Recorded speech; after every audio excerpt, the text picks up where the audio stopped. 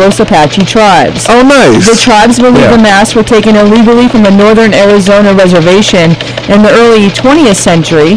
It's a happy ending in the Hopi tribe's battle to regain its tribal patrimony, and it was a Los Angeles-based Annenberg Foundation responsible for the winning bid, saying these are not trophies to have on one's mantle. Good for them. Yeah, I like that. Use of their money. Man. Dozens of vehicles are currently en route to the nation's capital in the annual Wreaths Across America trek.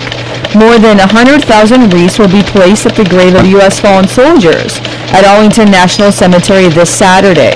States nationwide are also participating, donating wreaths to local cemeteries, honoring fallen soldiers this holiday season. Wreaths Across America, their mission is to remember fallen heroes, honor those who serve, and teach children about the sacrifices made by veterans and their families to preserve American freedom. Yeah, that's a great program. They do it every year. Good for them. Glad to hear those. Are they real wreaths or fake wreaths? Well, that we don't know. They are real. Okay. All right. Good to know. All right. There we go. Yes. I got a fake wreath, and I got a fake tree. Unlike the interpreter. That's right. These are real. All right. It is that day, folks. Here we go again. Need your help.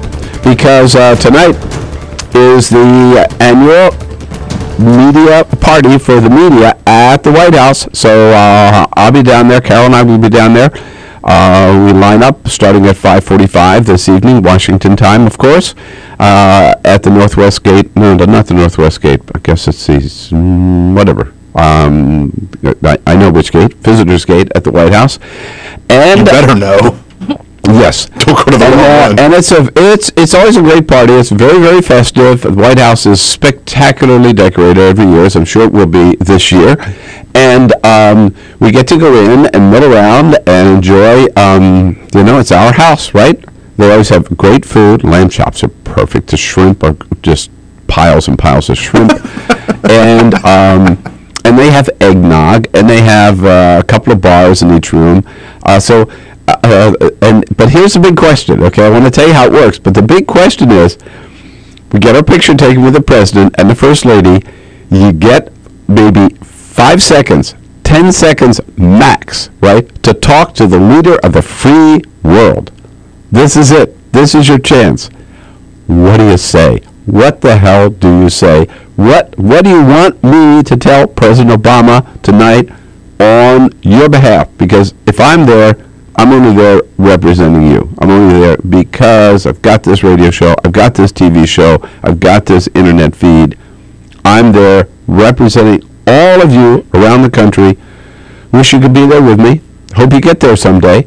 But tonight, I'll be your spokesperson. What do you want me to say to the leader of the free world? 866-55-PRESS. So the way it works is, you come in, check your coat, and then there are usually musicians here and a choir singing there. It's very, very festive. And the first thing they do is they give you a card. They give you a card with a time on it. So then you go upstairs and you have a drink, mix around, say hello to all your friends, admire the decorations, take some photos, tweet the photos out, and then at your time you go back downstairs and you get in line.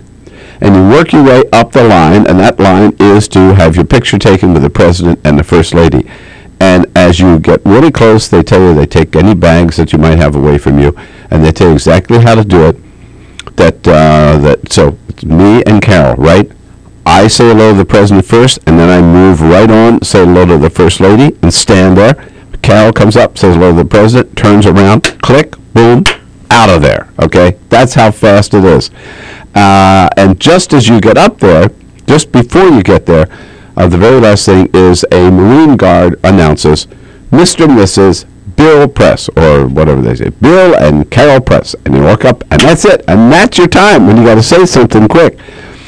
Now, and you got to be prepared. You can't just mumble, right?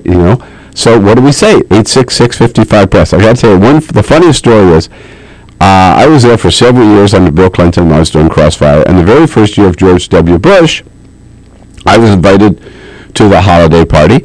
Didn't think anything of it because I was doing media, television, and so I always went to the Christmas party. Of course, there I was.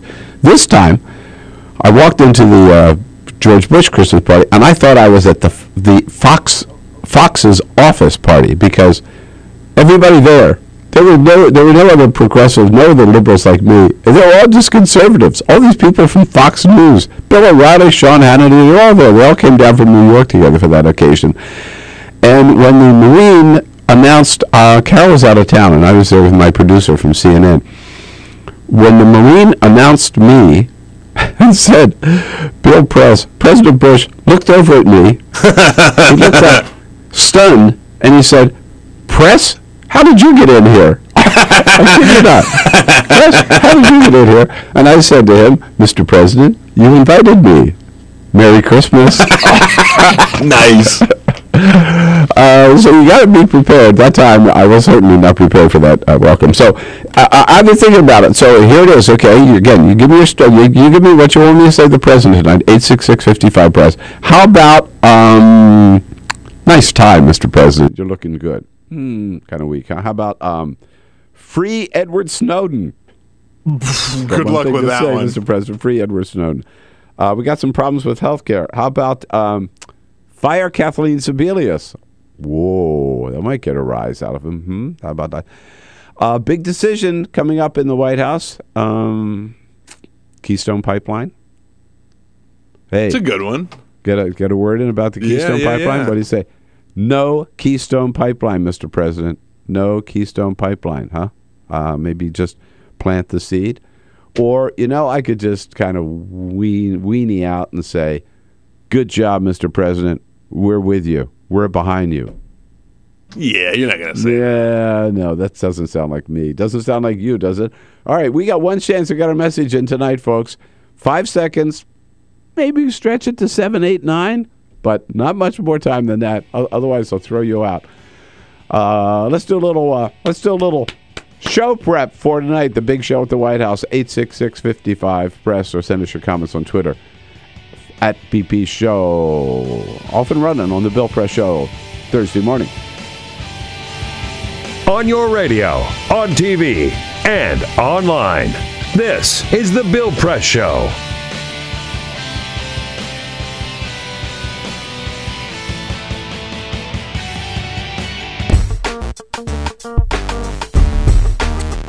My fellow Americans, I am not a crook. No, that's not what I meant to say. Hey, hello, everybody. What do you say?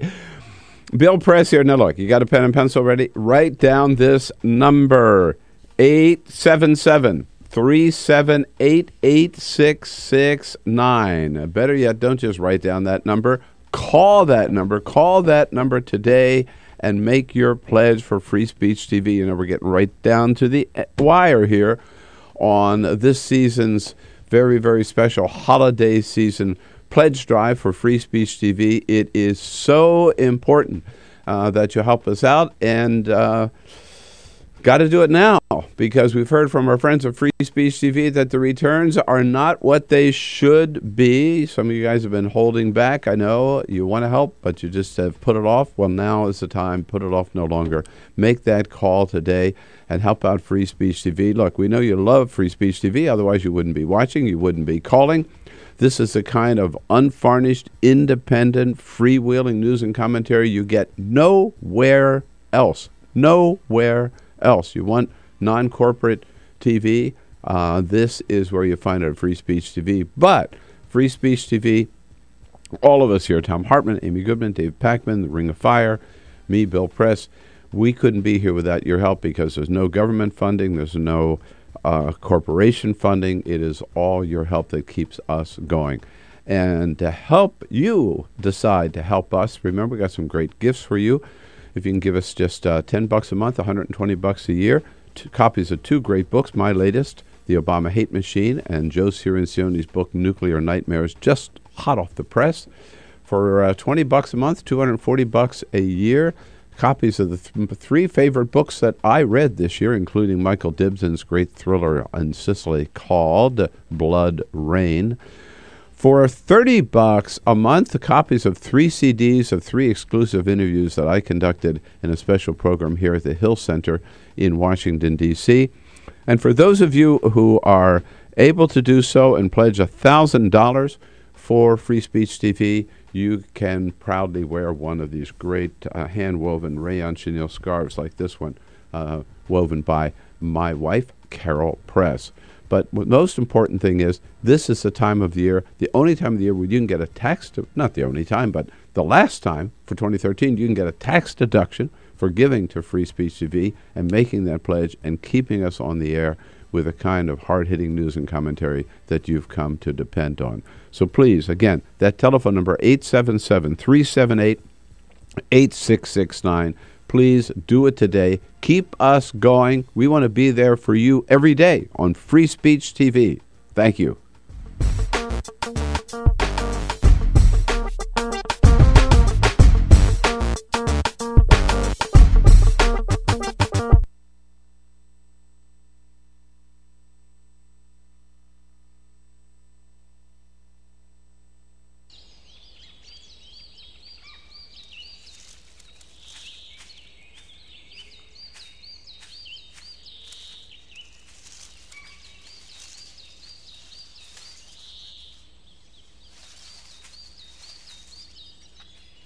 At Earth Justice, we defend the environment in the courtroom. Join our fight. When you take a seat, you take a stand. Earth Justice, because the Earth needs a good lawyer.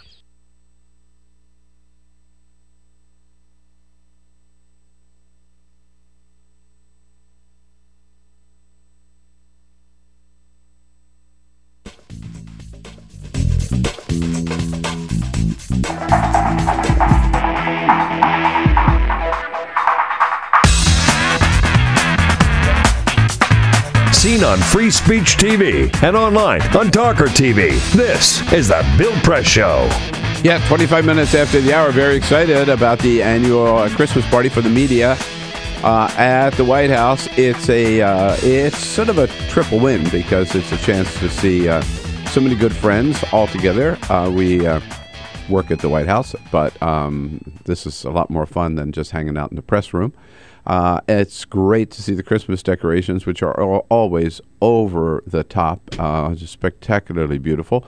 I'll be tweeting out as many photos as I can this evening at BP Show, right? If you follow us on BP Show. And the other thing is, you get this chance to have a couple of minutes with the what am I saying? 30 seconds max, including the photo, with the President of the United States. What are we going to tell him? 866-55-PRESS. What should I say? Mr. President, my listeners say, boom. Mr. President, my listeners and my viewers want you to know, boom, blank. Help fill in the blank here. 866-55-PRESS. Out in San Francisco, California, my favorite city on the planet. Teresa, what do you say? Hi, Bill. Hi. Hi. I'm 64, not Shirley Temple, like my voice. It sounds like you. You sound like her, right? I'm 4'9.5". It doesn't help. And I'm 64 today. And so my happy birthday. Happy birthday. Happy birthday, Teresa. Yes. I know. I am a Democrat, ex-middle class, live on $1,000 a month, paid off a house. I live in Dillon Beach, California now. I know that well, yes. And I'm right down by the water in a 106-year-old fishing shack. Oh, my God. And let me tell you. All right, now what shall I tell the president? What you should tell him, what I first was saying, that interview he did with Chris Matthews. Yes. It was sensational. And the way he talked about his feelings and in agreement with Pope Francis, yes. God bless him, it was fantastic. We need to put him with John Fugelsang and 2 chairs and just keep a camera going for 12 hours a day from state to state to state. Well, you know what, Teresa? I don't know whether the president's got that much time. No, I know, great. but we could put him on a loop. Oh, put him on a, right. And then work his way all the way to California and end up in San Francisco, right? Yeah. That phone number, I don't have a computer. I don't even drive a car. And I'll tell you, that stupid phone number where we leave messages that they never give them. All right, but Teresa, I got something very special for you from John Boehner. Here it is. This is your birthday song. It doesn't last too long. Hey! How about that? John Boehner singing Happy Birthday to Teresa out in San Francisco, California. All right. We'll be right back. Comments for the Bill president Press tonight. Show.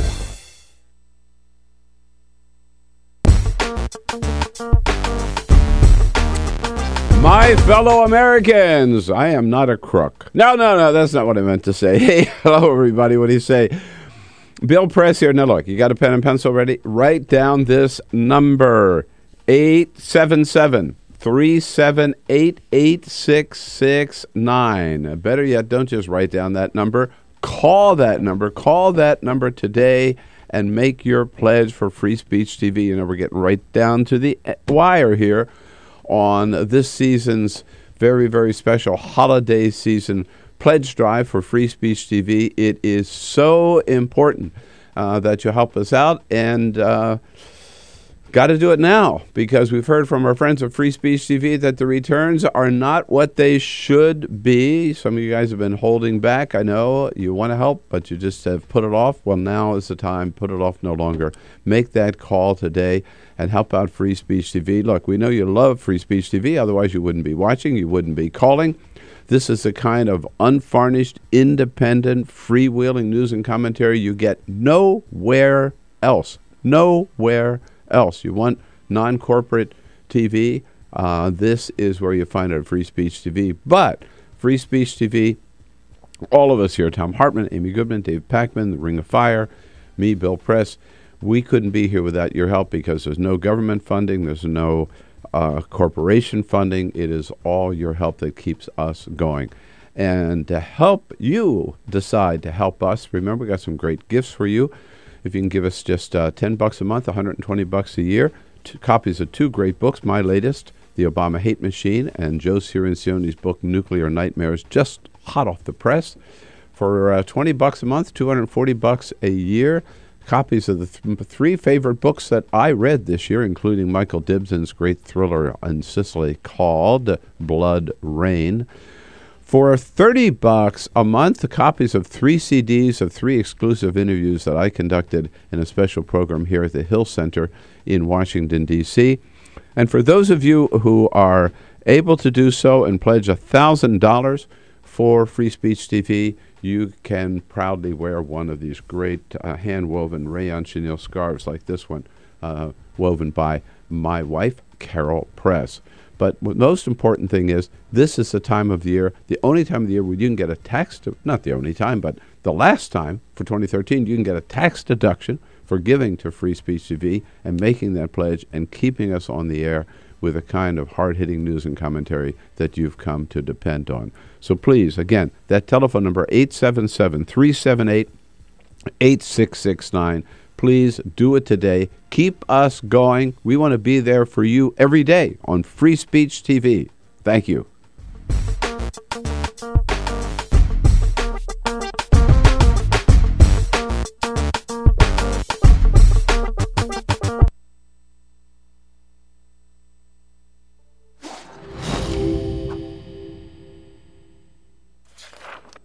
In 1920s America, the Great Depression effectively erased consumer demand. Struggling manufacturers needed new ways to get people buying again.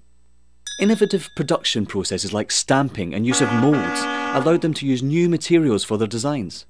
Products using vinyl, chrome, aluminium and plywood began appearing. American industrial designers began introducing streamlined, efficient shapes that shouted progress. Bel Geddes pioneered what we now refer to as utilitarian art. Things that had little reason to look sleek, now all of a sudden did. At the 1939 World Fair, featuring Bel Geddes' immensely popular Futurama exhibit, a new era of American industrial design proudly claimed to be building the world of tomorrow. Americans found great positivity in these futuristic forms. Yay. Things were looking up. American industrial designers realised that by making objects look great, people simply wanted them more. From cars to kitchen appliances, the most influential society on earth was spending money again. Mass consumption had arrived. Advertisers finally had lots to talk about. Personal taste could be expressed through the things you bought. Style became equally as important as function. Chair designers like Eames and Saarinen didn't just design seating, they created desirable lifestyles. People behind the products suddenly were stars. Everyone wanted to know who they were. Raymond Loewy was one of the shining lights of American industrial design. His face ended up on every coffee table in the nation. Toothpaste packaging promised whiter teeth. Washing powder packaging promised whiter whites. Who knew such simple household objects would shape the tastes and ambitions of an entire society? American industrial design improved America, functionally, culturally and intellectually, and exported it around the globe.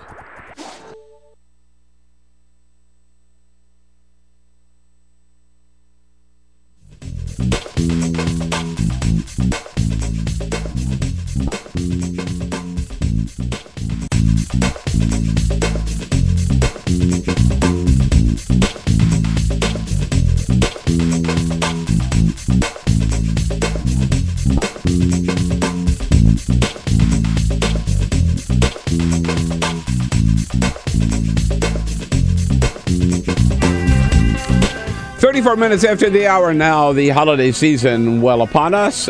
President Obama back from South Africa. He had his nap yesterday. We're going to put him back to work tonight, greeting all of us reporters, print and radio and TV down at the White House. I'll get my little moment in the sun there with the President and the First Lady, representing all of you, there for all of you. Yeah, I wasn't going to go, but I know I'm just going for you tonight. You suffer so much. Right, sir. suffer so much. Somebody's got to do it. But seriously, you got to think about it. You know, this is your chance to see maybe the one chance in your lifetime, not for me, but for most people, the one chance to say something to the President of the United States. And by the way, Obama really listens. He looks you right in the eye, and he really listens. And you got that moment. What should we say? 866-55-PRESS on Twitter. By the way, we're tweeting at BP Show. At BP Show. Great way to communicate with the show. You should go there. And again, you ought to sign up if you want to see my photos from the White House tonight. Follow us on Twitter. Follow us on Twitter at BP Show. Raising One Eyebrow says, free Ed Snowden. Maybe you should say pardon Chelsea Manning. Something you could mention to the president. Yeah. Jessica Ramsaran says, help our military and veterans. They're worth it. Yes. And we've gotten several comments about the TPP, the Trans-Pacific Partnership, the free trade agreement that the president is pushing so hard. Oh, that is a good one. A lot of we've gotten 4 or 5 comments about that. Robbie, that's really, we got to talk more about that. That's a scary deal. Yeah, Robbie Bright says, ask POTUS to explain why he's pushing the TPP so hard. He stands to lose a lot of support over it if he doesn't. Yeah. You know, you can't really say, okay, Mr. President, tell me why. If I were interviewing him, I would ask that question. So I got to say something like, Mr. President, that TPP sounds like a bad deal, right? Yeah. Or don't approve that TPP, right? Here we go. Rob, up in Queens, New York. Hey, Rob, what do you say? Hey, it was nice to hear Boehner singing. Here he sang a new tune last night, or a couple nights ago. I hate tea beggars. But anyhow, I would say, Mr. President, Mr. President, why can't you reach your inner Roosevelts? That's plural. Grab your big stick, number 1. For FDR, number 2, get a new Deal, and also get angry. He's got to get angry against these industrialists, these capitalists, these one-percenters. He started getting angry. He's starting to get simmering. His pot's starting to simmer. It's good, but not enough, though. He really needs to blow his top. I'm telling you. Yeah, not enough. I agree with you. I keep waiting for him just to get really pissed off and come out and call these Republicans out. Right? You know, I think he's got to do more of that. And Rob, I think the American people would love it. They like a fighter, right? Oh yeah. Yeah, and I like that inner Roosevelts too. Right? Both Teddy and FDR.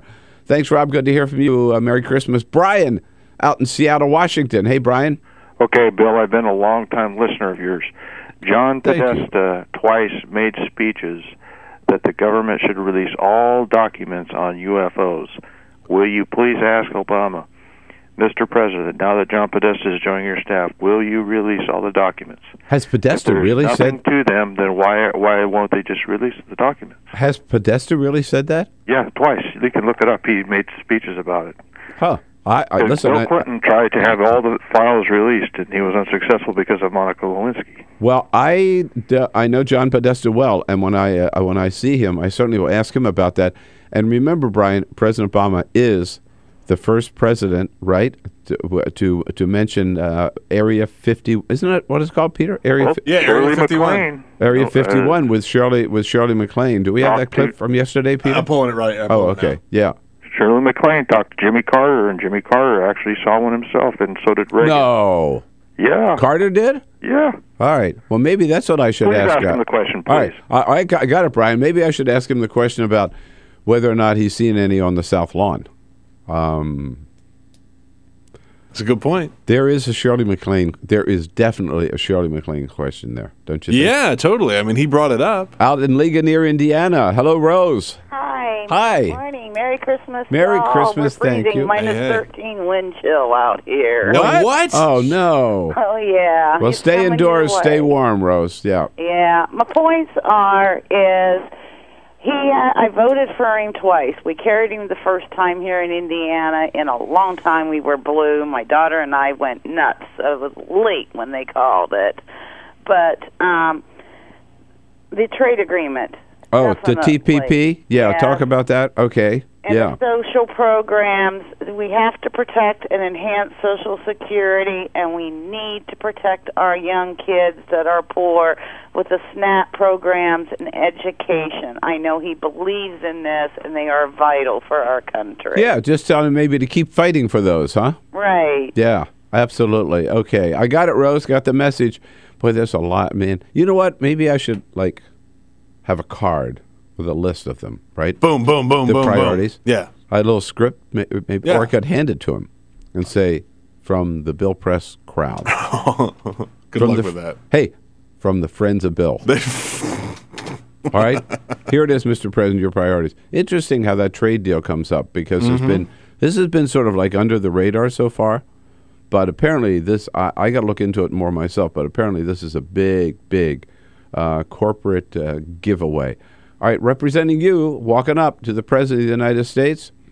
What do we tell him in that 5-second span? Beverly, out in St. David, Illinois. Beverly, good morning.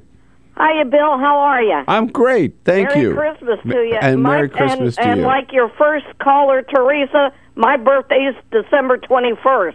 Get out of here. So you're one of those people that, right, you get...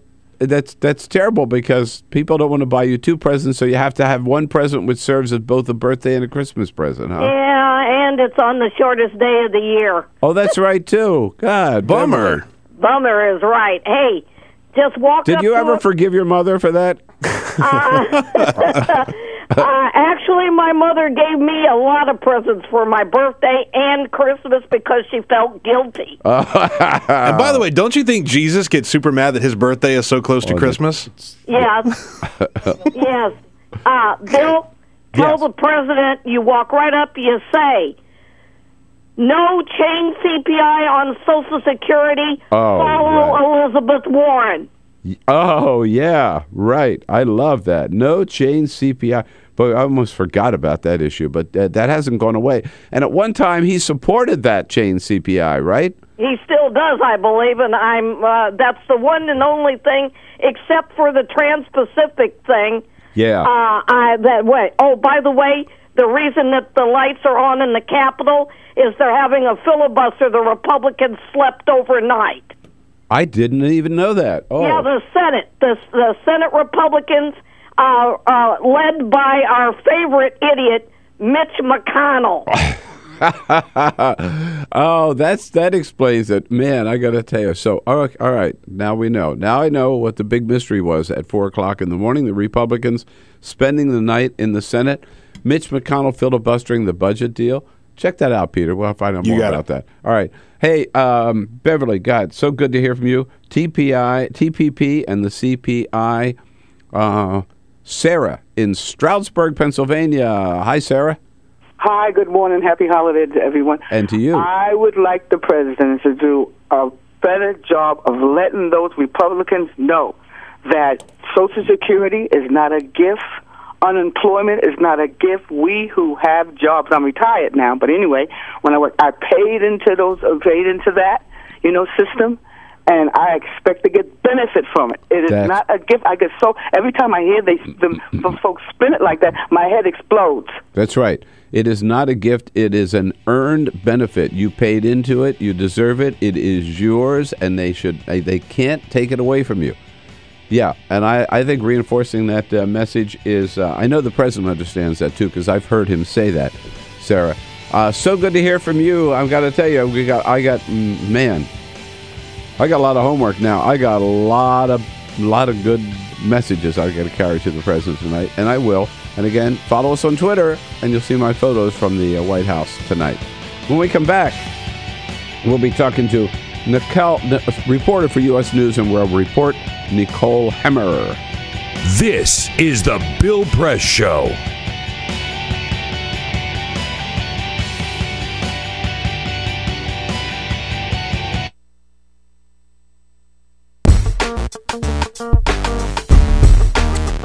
My fellow Americans, I am not a crook. No, that's not what I meant to say. Hey, hello, everybody. What do you say?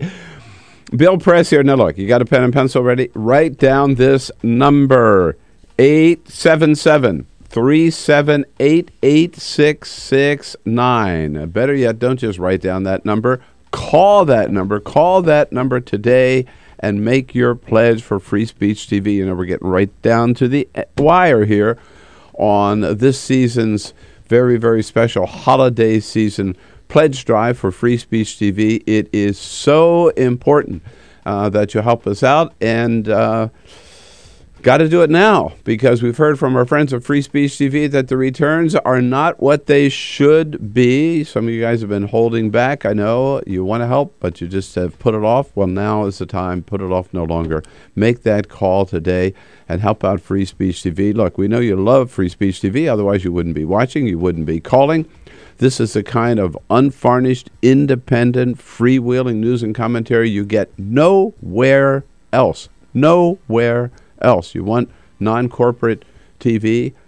This is where you find it at Free Speech TV. But Free Speech TV, all of us here, Tom Hartman, Amy Goodman, Dave Packman, The Ring of Fire, me, Bill Press, we couldn't be here without your help, because there's no government funding, there's no corporation funding. It is all your help that keeps us going.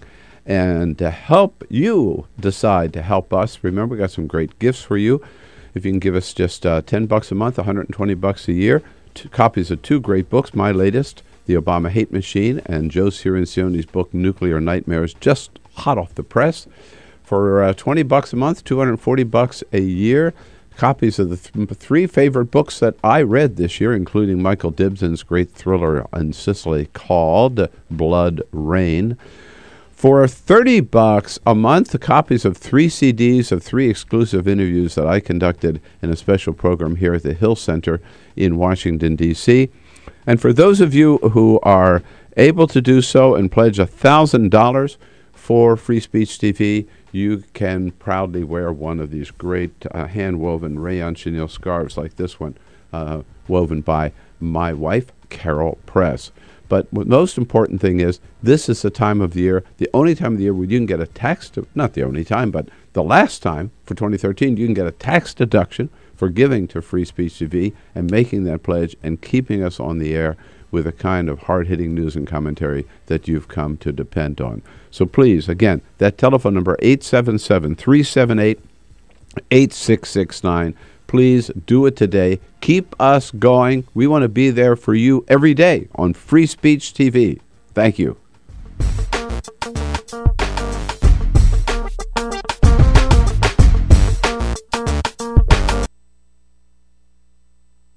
Right now at youtube.com/TawkrTV. That's TAWKR-TV. This is the Bill Press Show. 13 minutes before the top of the hour.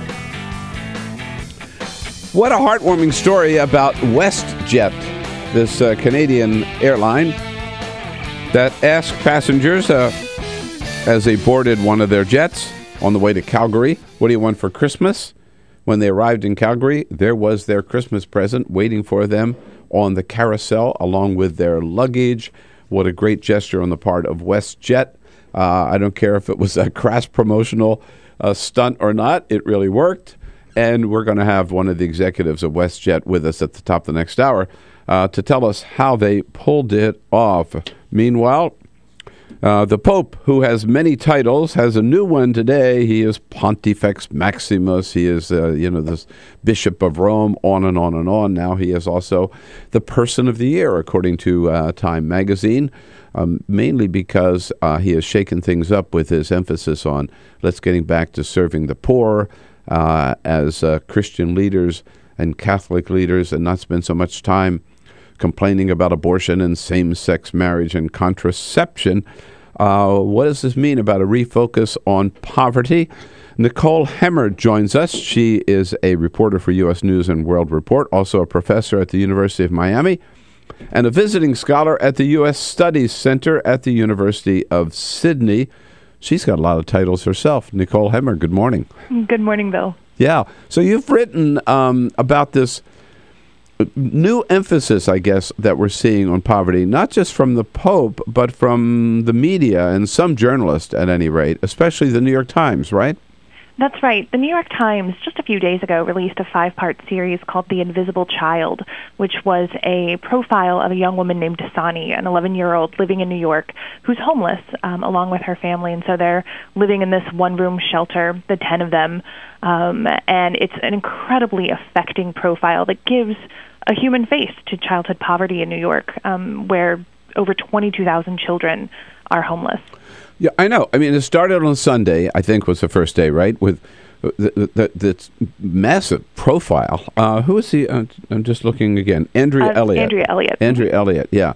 Massive profile of this little girl. And it's amazing to me that they could write so much, right, about this little girl and her family and what they've gone through. And I think it's a side of, particularly of New York City, Bill de Blasio talked about, but most people don't know anything about.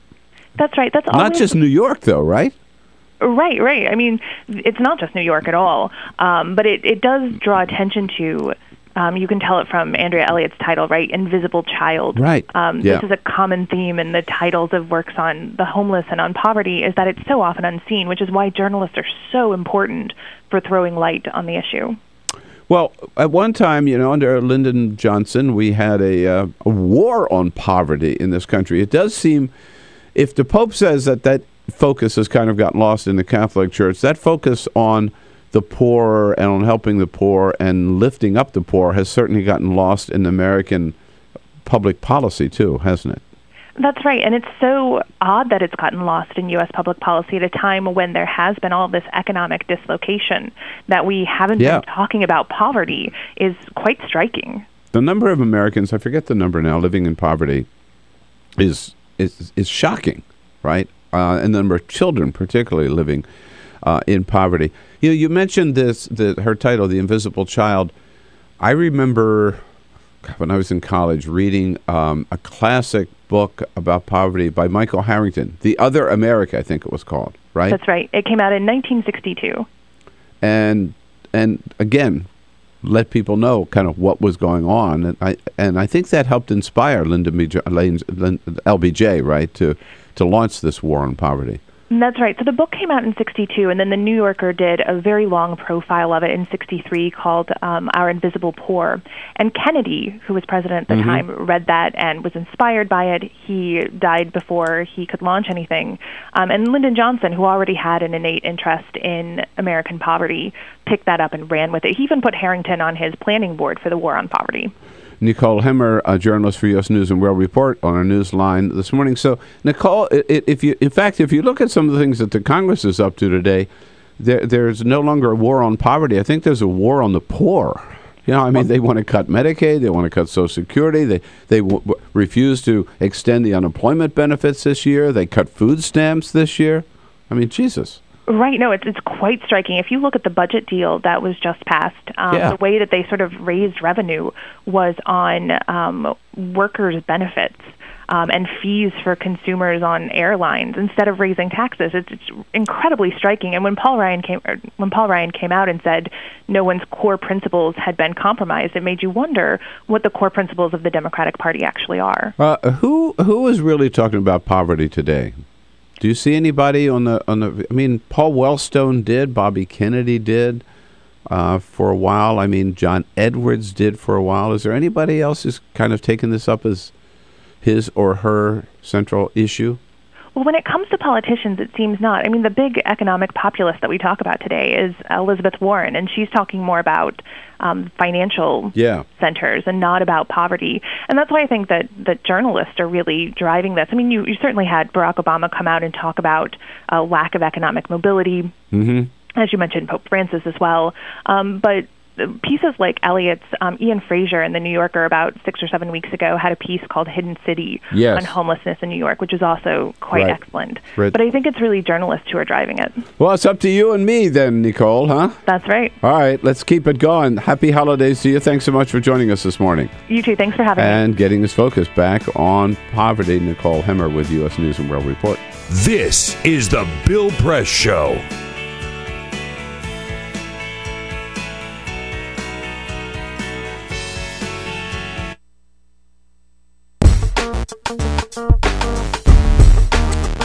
My fellow Americans, I am not a crook. No, that's not what I meant to say. Hey, hello, everybody. What do you say? Bill Press here. Now, look, you got a pen and pencil ready? Write down this number, 877-378-8669. Better yet, don't just write down that number. Call that number. Call that number today and make your pledge for Free Speech TV. You know, we're getting right down to the wire here on this season's very, very special holiday season pledge drive for Free Speech TV. It is so important that you help us out, and got to do it now, because we've heard from our friends at Free Speech TV that the returns are not what they should be. Some of you guys have been holding back. I know you want to help, but you just have put it off. Well, now is the time. Put it off no longer. Make that call today and help out Free Speech TV. Look, we know you love Free Speech TV. Otherwise, you wouldn't be watching. You wouldn't be calling. This is the kind of unvarnished, independent, freewheeling news and commentary you get nowhere else. Nowhere else. You want non-corporate TV?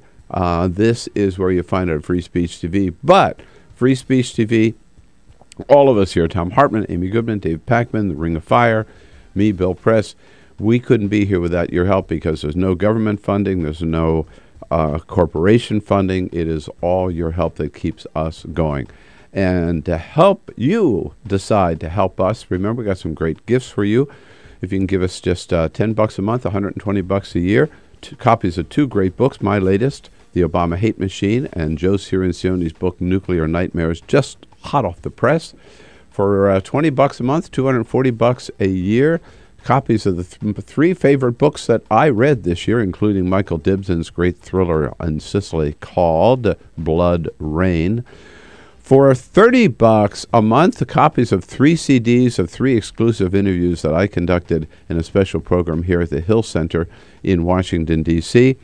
And for those of you who are able to do so and pledge $1,000 for Free Speech TV, you can proudly wear one of these great hand-woven rayon chenille scarves like this one, woven by my wife, Carol Press.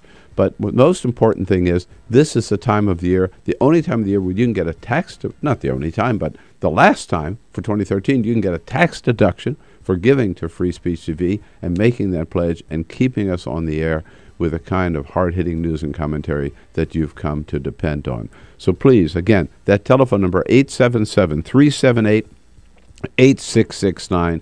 Please do it today. Keep us going. We want to be there for you every day on Free Speech TV. Thank you.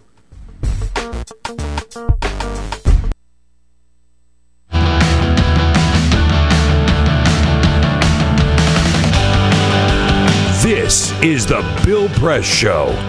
Coming up on the first anniversary of Newtown, one of the leaders of Moms Demand Action for Gun Sense in America joins us as part of the next hour's program here on this Thursday morning on the Bill Press Show. Peter, what's going on? Yeah, so some of us who are fans of the Alabama Crimson Tide are still hurting after that Auburn game. Oh, come on, that was 2 weeks ago. Well, there's a reason I'm mentioning this. Their kicker, Cade Foster, who missed a couple of field goals, he got a very interesting note earlier this week from George W. Bush. George W. Bush hand-wrote him a note and sent it to him, and it said, "Dear Cade, life has its setbacks. I know. However, you will be a stronger human with time. I wish you all the best. Sincerely, another 43, George Bush." Cade Foster's number is 43. Oh. So he said, another 43, George Bush. So Cade Foster put it up on Instagram and let everybody see it. That was nice of him to do that. Wasn't that sweet? Yeah, that was. Two losers writing to each other. I think that's nice. Did he send him a painting? No, he didn't send him a painting. All right. Stay with us. 2 more hours coming up. Is the Bill Press Show.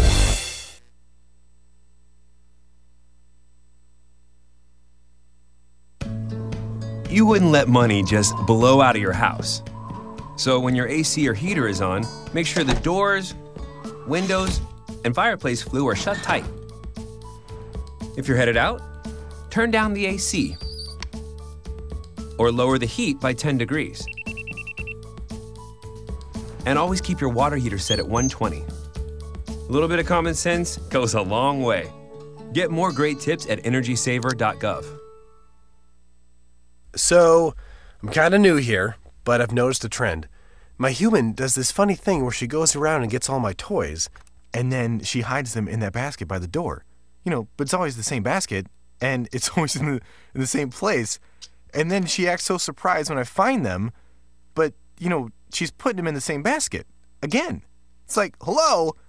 That's where you put it last time. You were the worst at hide and go seek.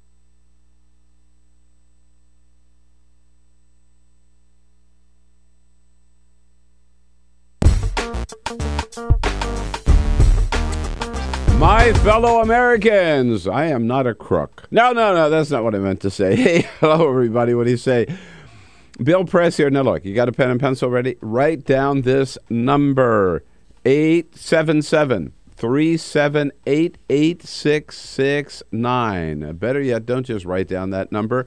Call that number. Call that number today and make your pledge for Free Speech TV. You know, we're getting right down to the wire here on this season's very, very special holiday season pledge drive for Free Speech TV. It is so important that you help us out, and got to do it now, because we've heard from our friends at Free Speech TV that the returns are not what they should be. Some of you guys have been holding back. I know you want to help, but you just have put it off. Well, now is the time. Put it off no longer.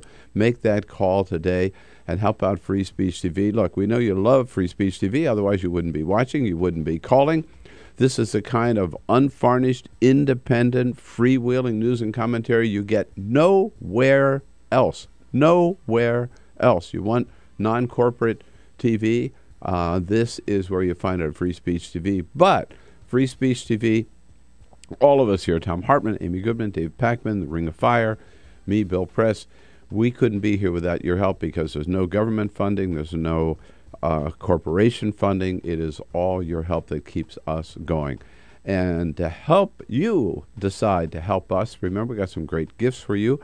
If you can give us just $10 a month, $120 a year, 2 copies of 2 great books, my latest, The Obama Hate Machine, and Joe Cirincione's book, Nuclear Nightmares, just hot off the press. For $20 a month, $240 a year, copies of the 3 favorite books that I read this year, including Michael Dibson's great thriller in Sicily called Blood Rain. For $30 a month, the copies of 3 CDs of 3 exclusive interviews that I conducted in a special program here at the Hill Center in Washington, D.C. And for those of you who are able to do so and pledge $1,000 for Free Speech TV, you can proudly wear one of these great hand-woven rayon chenille scarves like this one, woven by my wife, Carol Press. But the most important thing is, this is the time of the year, the only time of the year where you can get a tax, not the only time, but the last time for 2013, you can get a tax deduction for giving to Free Speech TV and making that pledge and keeping us on the air with the kind of hard-hitting news and commentary that you've come to depend on. So please, again, that telephone number, 877-378-8669.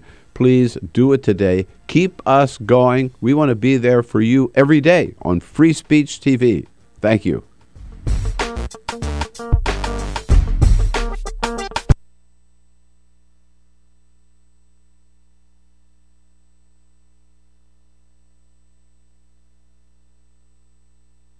It is possible to read the history of this country as one long struggle to extend the liberties established in our Constitution to everyone in America. In other words, who, according to our laws and culture, gets to be considered a person? The law creates legal personhood, and movements create law and change culture. So, how have the courts passed laws to shape our culture? That history goes way back before Citizens United. 1819, Dartmouth College versus Woodward, Supreme Court case, turned a corporate charter from a government-granted charter to a contract. This ruling gave corporations standing within the Constitution.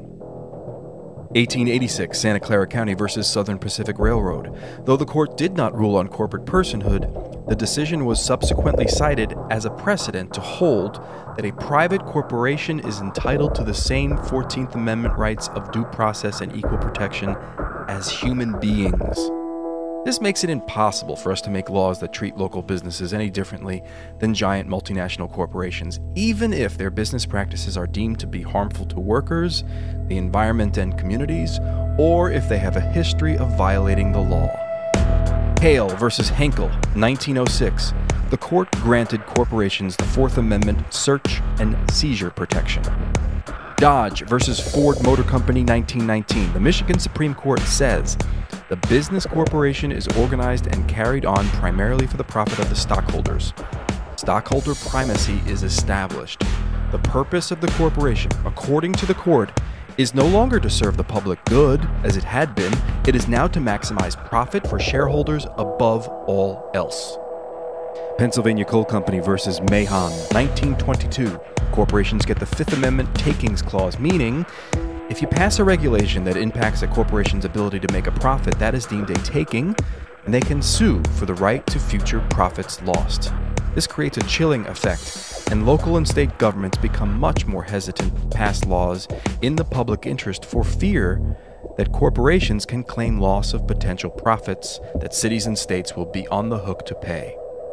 Buckley versus Vallejo, 1976. The Supreme Court rules that spending money to influence elections is protected under the First Amendment, in effect saying that money is speech. Citizens United versus Federal Election Commission, 2010. Today, the Supreme Court of Chief Justice John Roberts declared that because of the alchemy of its 19th century predecessors in deciding that corporations had all the rights of people, any restrictions on how these corporate beings spend their money on political advertising are unconstitutional. The court's ruling threatens to undermine the integrity of elected institutions across the nation. It's a rejection of the common sense of the American people.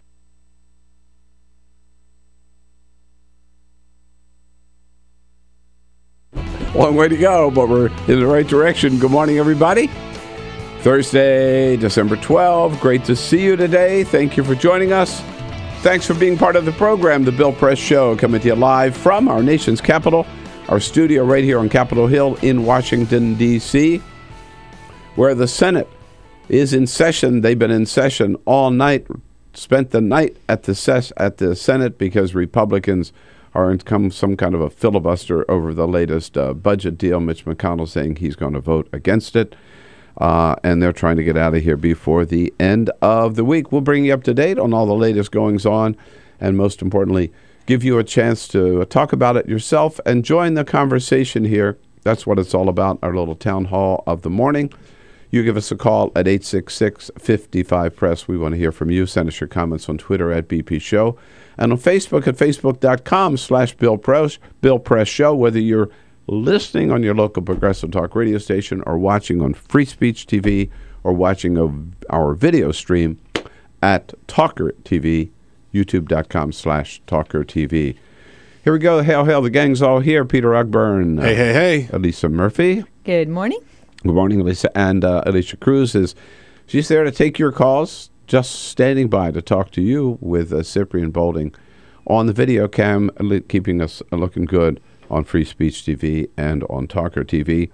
Lots of lists this time of year. Everybody makes lists about the best or the worst things that happened in 2013.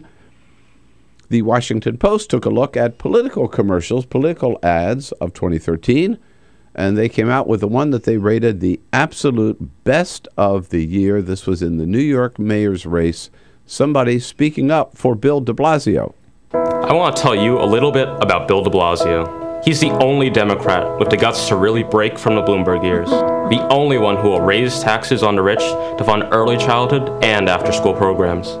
He's got the boldest plan to build affordable housing, and he's the only one who will end a stop-and-frisk era that unfairly targets people of color. Bill de Blasio will be a mayor for every New Yorker, no matter where they live or what they look like. And I'd say that even if he weren't my dad. There it is. Dante de Blasio putting that ad spot together for his dad. I got to tell you, for a 14-year-old, I think he's 14, isn't he? Maybe, is he? I think he's 16. Whatever. He's got a good set of pipes for 16. Yeah, he does, doesn't he? Yeah, sounds like a real mature voice. And by the way, it's announced this morning in the New York Times that the de Blasio family are giving up their row house in Brooklyn, and they are moving into Gracie Mansion. They are going to live in the Gracie Mansion. Oh, cool. If you see their house, yeah, they got a really dumpy little row house. Yeah, it kind of is. It's not isn't it? like a townhouse. It's not a brownstone. They got a dumpy little row house. And so I think for the four of them, living in Gracie Mansion, why not? But, on that ad, it was so clear that was the turning point of a campaign. As soon as they had Dante out there, and then they had the Go with the fro. Go with the fromentum. Yeah. And it became a real serious campaign after that. It was great. We're going to start off the hour talking to WestJet about this great, call it a public relations stunt if you want. I think it's the best Christmas story I've heard in a long, long time. Find out how they pulled that off. In studio with us, one of the leaders of Moms Demand Action for Gun Sense in America, a little bit later in the hour. In the next hour, Congressman Chris Van Hollen, one of the architects of the budget deal reached just yesterday between this House and the Senate, will be here to outline that deal for us. We'll get right to WestJet, but first... This is the Full Court Press. Yes, some stories Elisa. hot off the press this morning. FDA reports say farmers' frequent use of antibiotics to help livestock grow is contributing to the rise of dangerous antibiotic-resistant bacteria. The agency announced a plan to phase out the use of certain antibiotics in the food production industry. Many antibiotics used in animals are also used to treat humans when ill. Companies have 90 days to let the FDA know if they intend to participate and 3 years to implement the changes. They say this is going to make a big difference in our food supply, right? Yeah. But I mean, the idea of using all these antibiotics to fatten up these pigs and everything is a little scary. Totally scary. I'm glad they're on top of it. Spotify this week updated its iOS and Google Android apps, allowing smartphone and tablet users to access free music through Spotify's Shuffle Play features, allowing users to listen to their playlists, a friend's playlist, or a catalog of an artist's music, but under the free service, songs will play in random order. Other big Spotify news announced this week they'll be offering music from the legendary band Led Zeppelin. Nice. Oh, wow. Yeah. I'm not a big fan of the Spotify. I can't. I haven't used it. Yeah, I'm not a huge fan. I like a little more control over what I'm listening to, frankly. An 11-year-old boy out of Brazil is being hailed a hero. Jean Fernandez risked his life to save a dog that had been hit by a car in Itajaí. The injured dog remained in the roadway after the driver struck it and drove off. Jean ran between oncoming vehicles to pick up the helpless animal and bring it to safety. Oh. Jean's mother said her son loves animals and will rescue ones he's found abandoned or abused. The dog, identified as Honey, or Mel in Portuguese, is still in the care of vets at a local animal center, but is doing just fine. Going to make it? Oh, yes. I like that. I do too. Another heartwarming story. Thank you, Elisa. Yes, indeed. The story broke all over television the other night. where the passengers on board a WestJet flight to Calgary were asked as they boarded the plane by a dressed in blue, a Santa dressed in blue, what they wanted for Christmas, and they got to the other end, and there their presents were. They got their wishes at the baggage carousel in Calgary. Robert Palmer is the public relations manager for WestJet, joining us on the phone from Calgary this morning. Hey, Robert, good to have you with us. Hey, good morning. How is everybody there? We are doing just great. Thank you for joining us. Do you prefer Bob or Robert? What is it? Robert? Yes. Okay. Let me ask you, first of all, tell us about WestJet. I've never flown WestJet. Do you also travel in the United States? You have sites in the United States? What's your territory? We do. We launched in 1996, so we're coming up on our 18th birthday here at the beginning of next year. Sorry. We have about 100 planes, all 737s. Basically, the way to think of us would be a combination of Southwest, JetBlue, and a little bit of Virgin America thrown in there, too. It's a lot of fun. And a little bit of Ryanair. Very, very fun airline. A little bit of Ryanair, maybe, too, or something, right? Not too much Ryanair, because that's really ultra low cost. We're not considering charging people to go to the washroom. All right, got it. But your main territory, I guess, is Canada, correct? Yes, we're based in Calgary, but we do fly to 88 cities in 18 different countries in Canada, the United States, Mexico, and the Caribbean. All right, you got it. Now, who came up with this idea of the Christmas flight? Well, I'd love to say that it was me. I was going to say, you can take credit if you want, right? Yeah, no, I'd be lying, and that would put me on the naughty list, so I can't do that. But it was a brainstorming session that started in the summertime, and then really got rolling in earnest in terms of the planning stages back in August. In August, yeah. Now, how many people were on board this flight? We had 2 flights, actually, and that was part of the logistics of this. We had 2 separate flights, one from Toronto to Calgary and one from Hamilton, just west of Toronto to Calgary, and those flights are about 4 hours long. I got it. So they're 4 hours long, and so a 737 holds, what, about 180 people or 150? I don't know. Yeah, the particular aircraft we use for this one would be 136 guests. So there were basically, between the 2 flights, about 250 people. 250 people. Did everybody participate? They were asked to come up to this monitor, right, with the Santa Claus and say what they wanted for Christmas, right? That's right. So we had those boxes that you saw in the video in the 2 boarding lounges. So we were doing this with 2 separate flights simultaneously. You went up, you scanned your boarding pass. That's how Santa knew. I mean, Santa knows everything, as we know. But that's how Santa knew what to call each person. And then they relayed their Christmas wish lists to Santa Claus, generally 1 gift or so per person. Right. And then digitally, in real time, we were actually transmitting this information back to a group of WestJetters in Calgary at our head office, where they were dispatched to race madly to a mall that came on board to help us with this, along with Best Buy, and got all the gifts. And as you saw in the video, raced back, wrapped them all, and then drove them to the Calgary airport, where we loaded them onto the baggage carousel for our guests. Now, did every passenger participate, or did some people say, I don't want to bother? But everybody... No, not everybody did. Most probably did. And the funny part about this is that I think they just thought that was a good bit of fun in and of itself. You know, they had a chance to talk to a virtual Santa and say what they wanted for Christmas, but I don't think they had any idea what we had planned for them at the other end of the journey. At the other end. Okay. Now, what if somebody, a smartass, said, I want a Rolex, right? Or like, I want a new car. I want a pony. There had to be some limits, no? What did you do? Well, we did have some of those. We had a fellow who asked for a new car, and so he got a small car, a dinky toy, if you will. We asked, a couple of ladies asked for husbands. Oh, dear. And that was a challenge, of course, so they got Ken dolls. Okay. We had a number of people ask for flights home for Christmas, because it's a bit of a pricey time to travel if you're not on the ball and you don't book well in advance. So we were able to do that, and that was very heartwarming as well.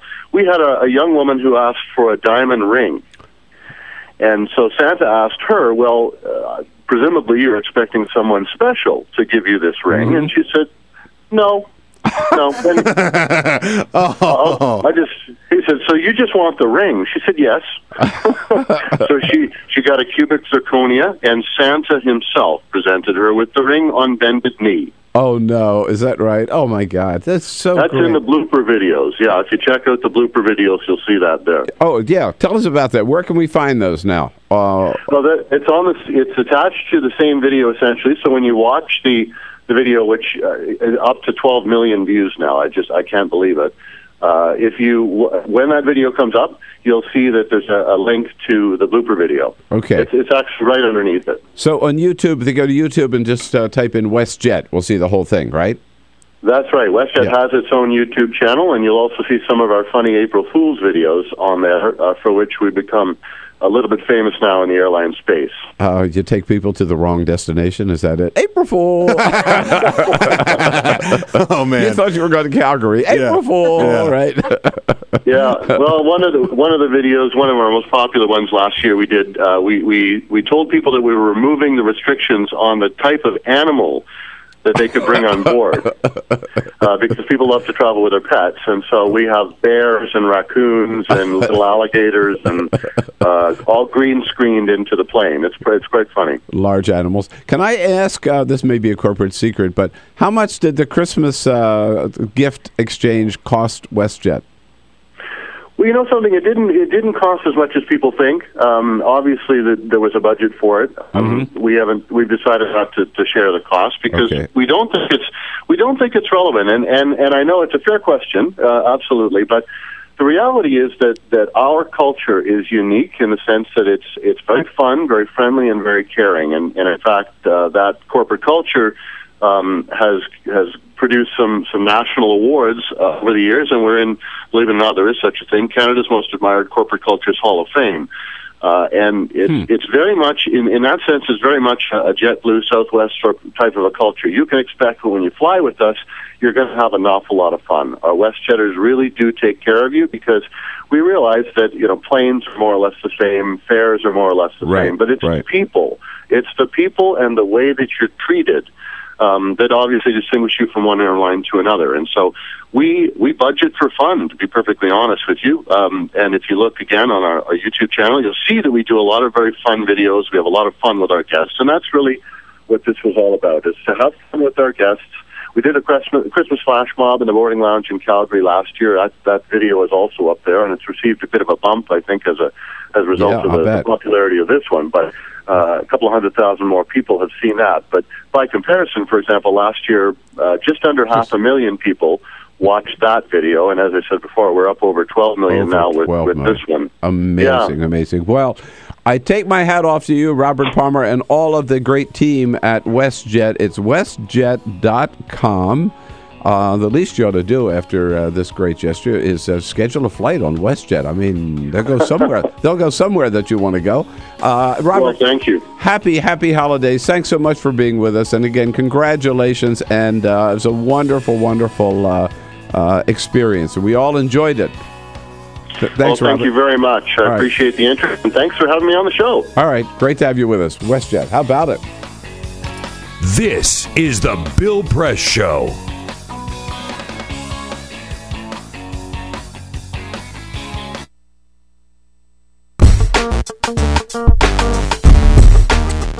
My fellow Americans, I am not a crook. No, that's not what I meant to say. Hey, hello, everybody. What do you say? Bill Press here. Now, look, you got a pen and pencil ready? Write down this number, 877-378-8669. Better yet, don't just write down that number.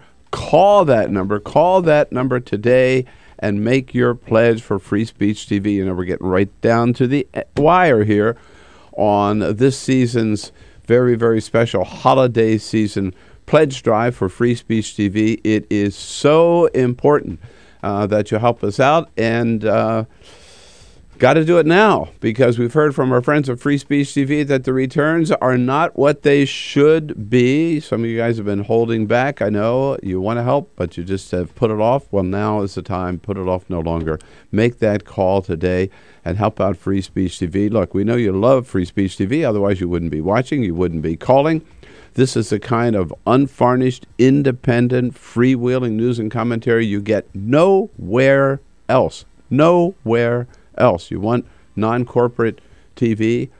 This is where you find it at Free Speech TV. But Free Speech TV, all of us here, Tom Hartman, Amy Goodman, Dave Packman, The Ring of Fire, me, Bill Press, we couldn't be here without your help, because there's no government funding, there's no corporation funding. It is all your help that keeps us going.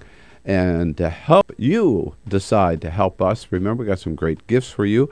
If you can give us just $10 a month, $120 a year, 2 copies of 2 great books, my latest, The Obama Hate Machine, and Joe Cirincione's book, Nuclear Nightmares, just hot off the press. For $20 a month, $240 a year, copies of the 3 favorite books that I read this year, including Michael Dibson's great thriller in Sicily called Blood Rain.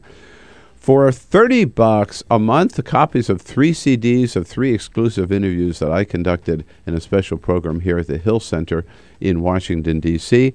And for those of you who are able to do so and pledge $1,000 for Free Speech TV, you can proudly wear one of these great hand-woven rayon chenille scarves like this one, woven by my wife, Carol Press. But the most important thing is, this is the time of the year, the only time of the year where you can get a tax, not the only time, but the last time for 2013, you can get a tax deduction for giving to Free Speech TV and making that pledge and keeping us on the air with a kind of hard-hitting news and commentary that you've come to depend on. So please, again, that telephone number, 877-378-8669. Please do it today. Keep us going. We want to be there for you every day on Free Speech TV. Thank you.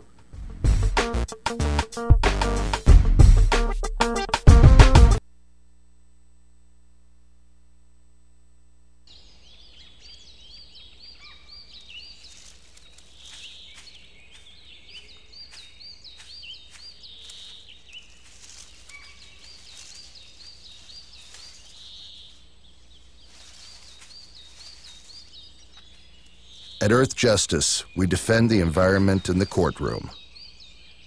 Join our fight. When you take a seat, you take a stand. Earth Justice, because the Earth needs a good lawyer. When you go, visit discovertheforest.org. Brought to you by the U.S. Forest Service and the Ad Council.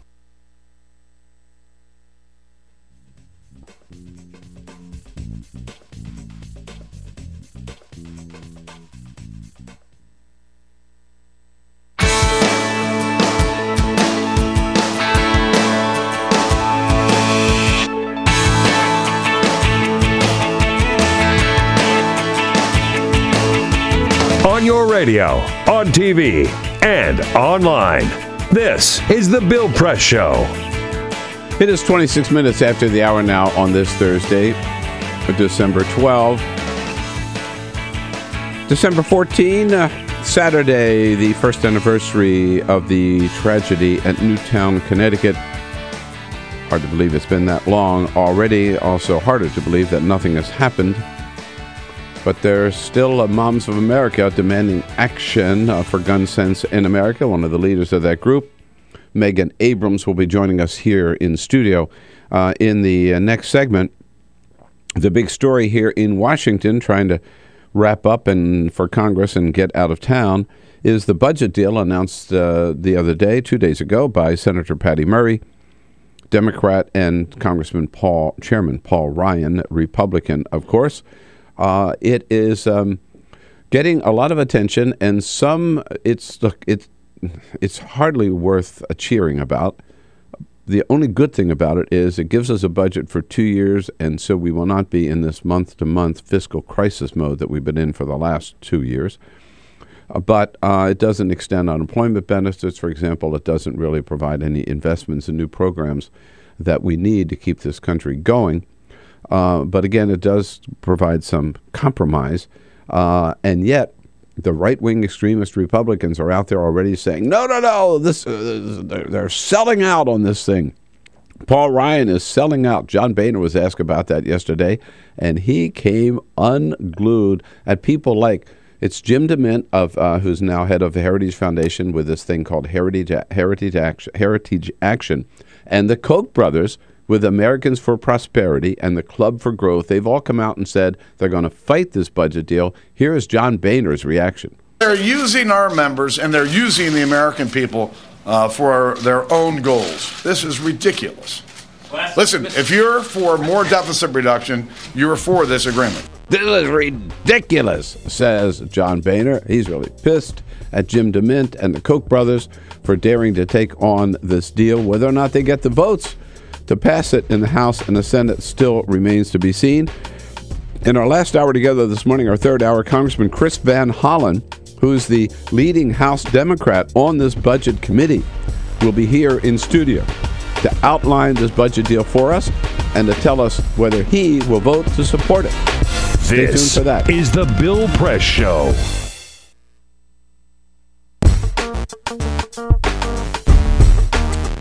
My fellow Americans, I am not a crook. No, that's not what I meant to say. Hey, hello, everybody. What do you say?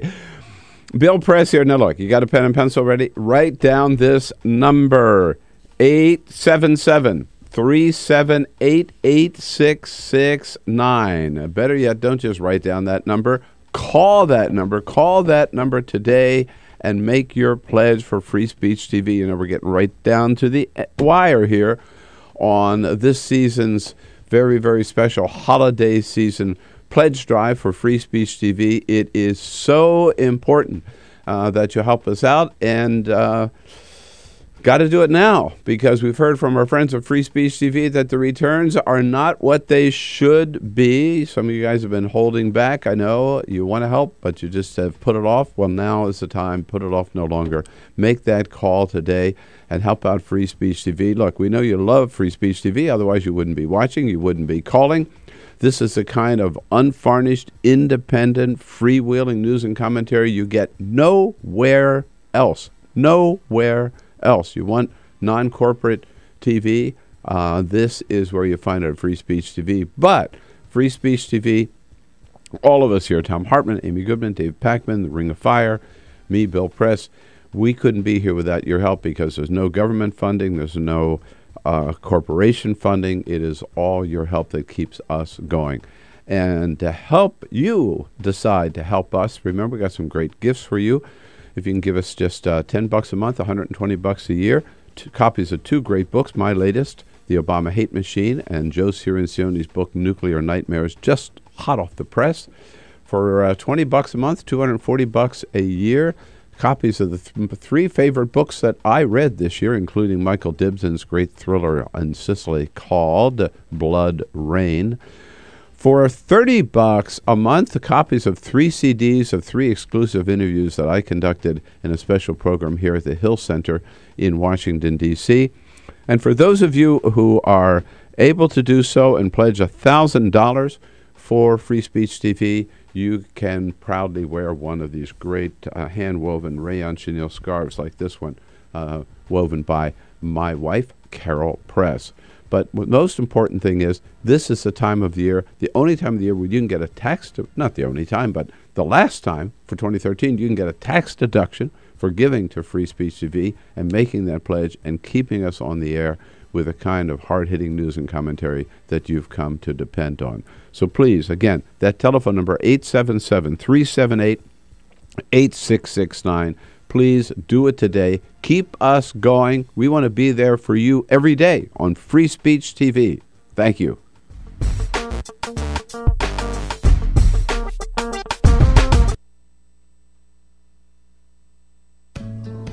You wouldn't let money just blow out of your house. So when your AC or heater is on, make sure the doors, windows, and fireplace flue are shut tight. If you're headed out, turn down the AC or lower the heat by 10 degrees. And always keep your water heater set at 120. A little bit of common sense goes a long way. Get more great tips at energysaver.gov. So, I'm kind of new here, but I've noticed a trend. My human does this funny thing where she goes around and gets all my toys, and then she hides them in that basket by the door. But it's always the same basket, and it's always in the same place. And then she acts so surprised when I find them, but, she's putting them in the same basket. Again. It's like, hello? That's where you put it last time. You were the worst at hide and go seek.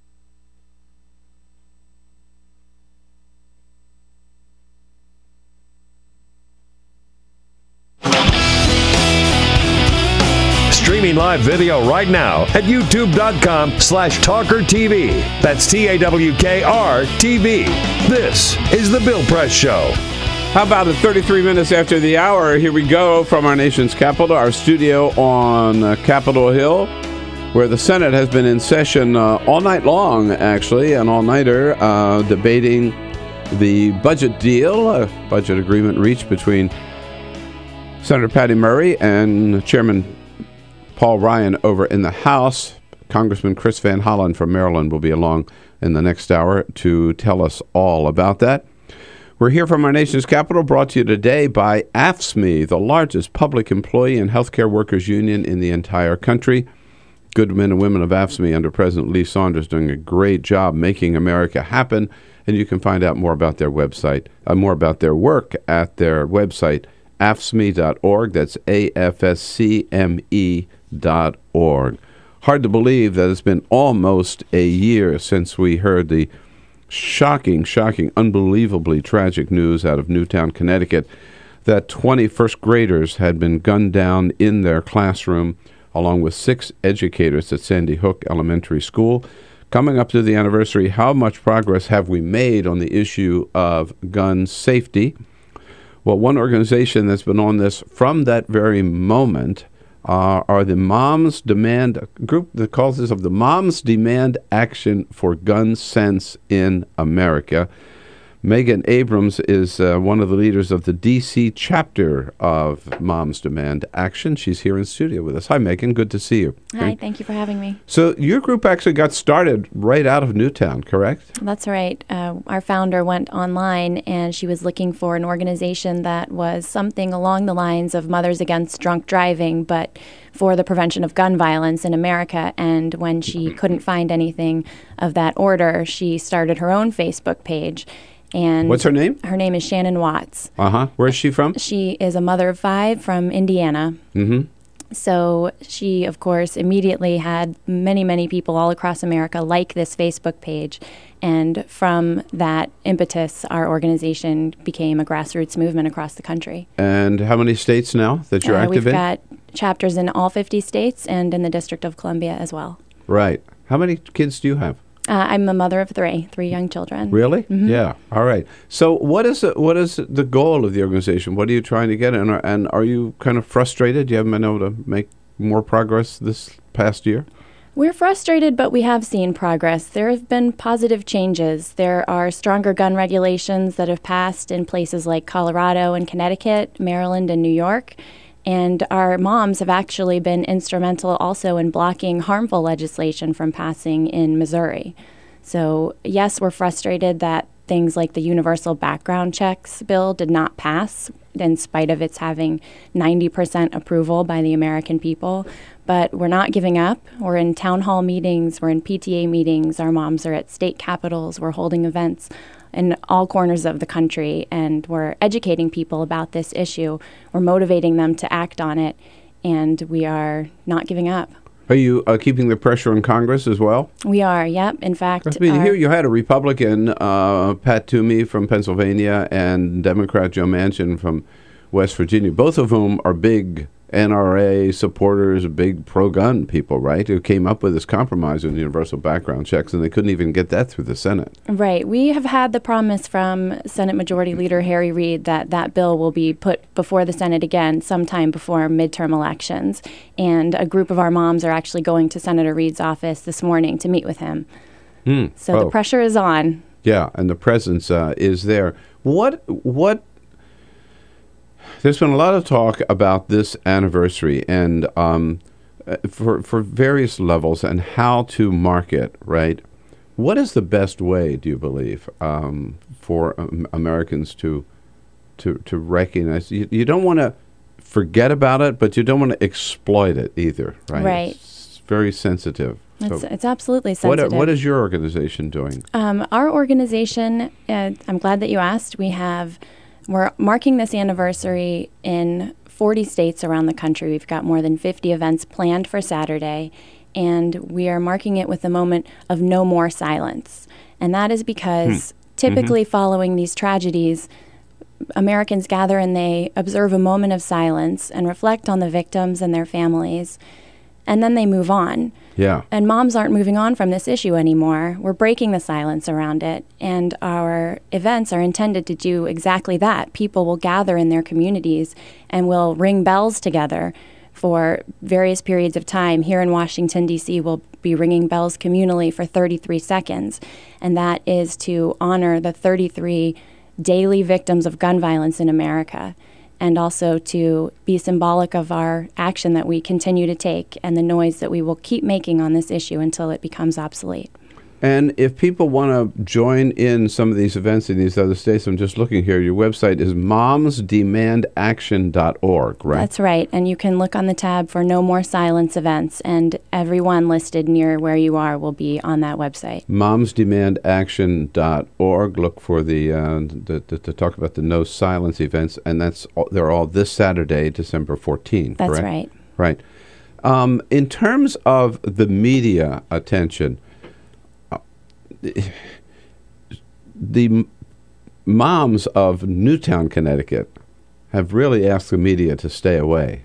Do you think they will? I know that the families affected by the tragedy at Sandy Hook Elementary School have asked that their loved ones' names be withheld from events, and we want to honor those people. And clearly the event in Newtown, Connecticut gave rise to this movement. But our events are planned around honoring all victims of gun violence. Clearly, the Sandy Hook victims will be top of mind as we stand together on that day, their first anniversary after that shooting. But this is really intended to honor the memory of everyone who has been lost, because whether you lost a first grader or a mother or a father or a grandfather or a sibling or a friend, the loss is no less great. And so we need to take action and stop this from happening in every community where it has. Yeah, I was referencing the community, the actual physical community of Newtown, Connecticut, and I read this morning, I was in the New York Times or the Washington Post, that most of the nation's main newspapers and TV networks have agreed they're not going to send crews to Newtown, Connecticut. That's what the parents up there were afraid of, that everybody would descend on Newtown again with all the trucks, with all the reporters, and they'd be banging on doors, and they'd be badgering these families to tell your story again, and to share your grief again, and to talk again, and they just don't want that. And I hope people will leave them in peace. And instead of that, do something positive like you're doing, which is to get the message out. What about at the state level? I mean, we know that Congress is reluctant to act. Are you seeing any action? You mentioned a couple of states, I guess, that have moved. But, I mean, sometimes the state legislators are even more in love with the NRA than the Congress, if possible. It's interesting you bring that up, because we are seeing more traction at the state level. We have seen this issue become part of the dialogue during campaigns. I mean, in the gubernatorial race in Virginia, we supported the governor-elect, and that was partly because he takes a responsible view of gun policy in his state. Yeah. And this has really become a kitchen table issue, sadly that it has, but it is, and politicians take note. I mean, we've got Senator Cory Booker, Senator Ed Markey. All of these people address the issue. They're aware that people care about it.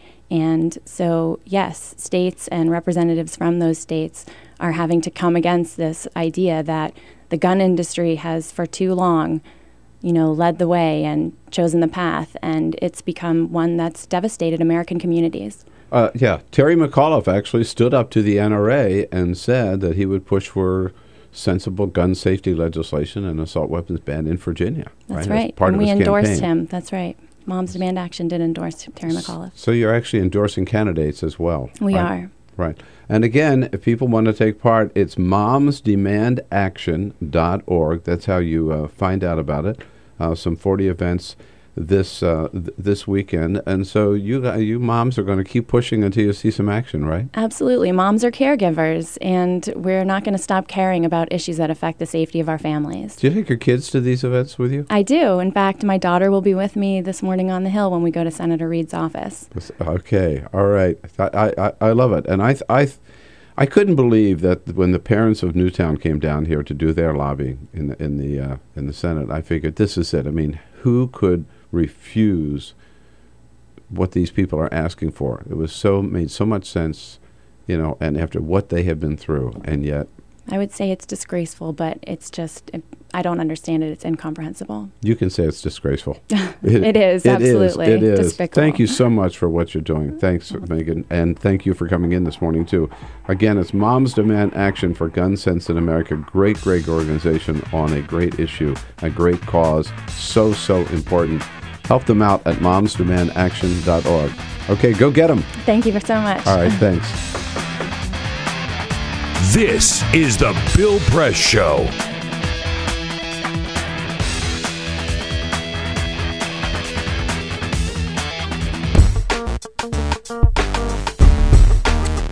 My fellow Americans, I am not a crook. No, that's not what I meant to say. Hey, hello, everybody. What do you say? Bill Press here. Now, look, you got a pen and pencil ready? Write down this number, 877-378-8669. Better yet, don't just write down that number. Call that number. Call that number today and make your pledge for Free Speech TV. You know, we're getting right down to the wire here on this season's very, very special holiday season pledge drive for Free Speech TV. It is so important that you help us out, and got to do it now, because we've heard from our friends at Free Speech TV that the returns are not what they should be. Some of you guys have been holding back. I know you want to help, but you just have put it off. Well, now is the time. Put it off no longer. Make that call today and help out Free Speech TV. Look, we know you love Free Speech TV. Otherwise, you wouldn't be watching. You wouldn't be calling. This is the kind of unvarnished, independent, freewheeling news and commentary you get nowhere else. Nowhere else. You want non-corporate TV? This is where you find it at Free Speech TV. But Free Speech TV, all of us here, Tom Hartman, Amy Goodman, Dave Packman, The Ring of Fire, me, Bill Press, we couldn't be here without your help, because there's no government funding, there's no corporation funding. It is all your help that keeps us going. And to help you decide to help us, remember, we got some great gifts for you. If you can give us just $10 a month, $120 a year, 2 copies of 2 great books, my latest, The Obama Hate Machine, and Joe Cirincioni's book, Nuclear Nightmares, just hot off the press. For $20 a month, $240 a year, copies of the 3 favorite books that I read this year, including Michael Dibson's great thriller in Sicily called Blood Rain. For $30 a month, copies of 3 CDs of 3 exclusive interviews that I conducted in a special program here at the Hill Center in Washington, D.C. And for those of you who are able to do so and pledge $1,000 for Free Speech TV, you can proudly wear one of these great hand-woven rayon chenille scarves like this one, woven by my wife, Carol Press. But the most important thing is, this is the time of the year, the only time of the year where you can get a tax, not the only time, but the last time for 2013, you can get a tax deduction for giving to Free Speech TV and making that pledge and keeping us on the air with the kind of hard-hitting news and commentary that you've come to depend on. So please, again, that telephone number, 877-378-8669. Please do it today. Keep us going. We want to be there for you every day on Free Speech TV. Thank you.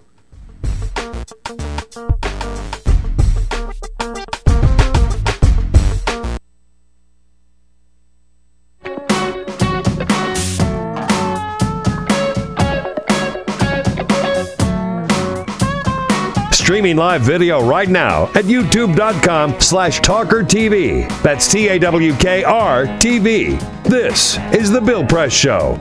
Hey, here we go at 13 minutes before the top of the hour on a Thursday morning, December 12th. We start off this hour with WestJet, and I was just looking online during the break. Have you seen the pictures of some of their planes? Their planes are wild. I haven't seen.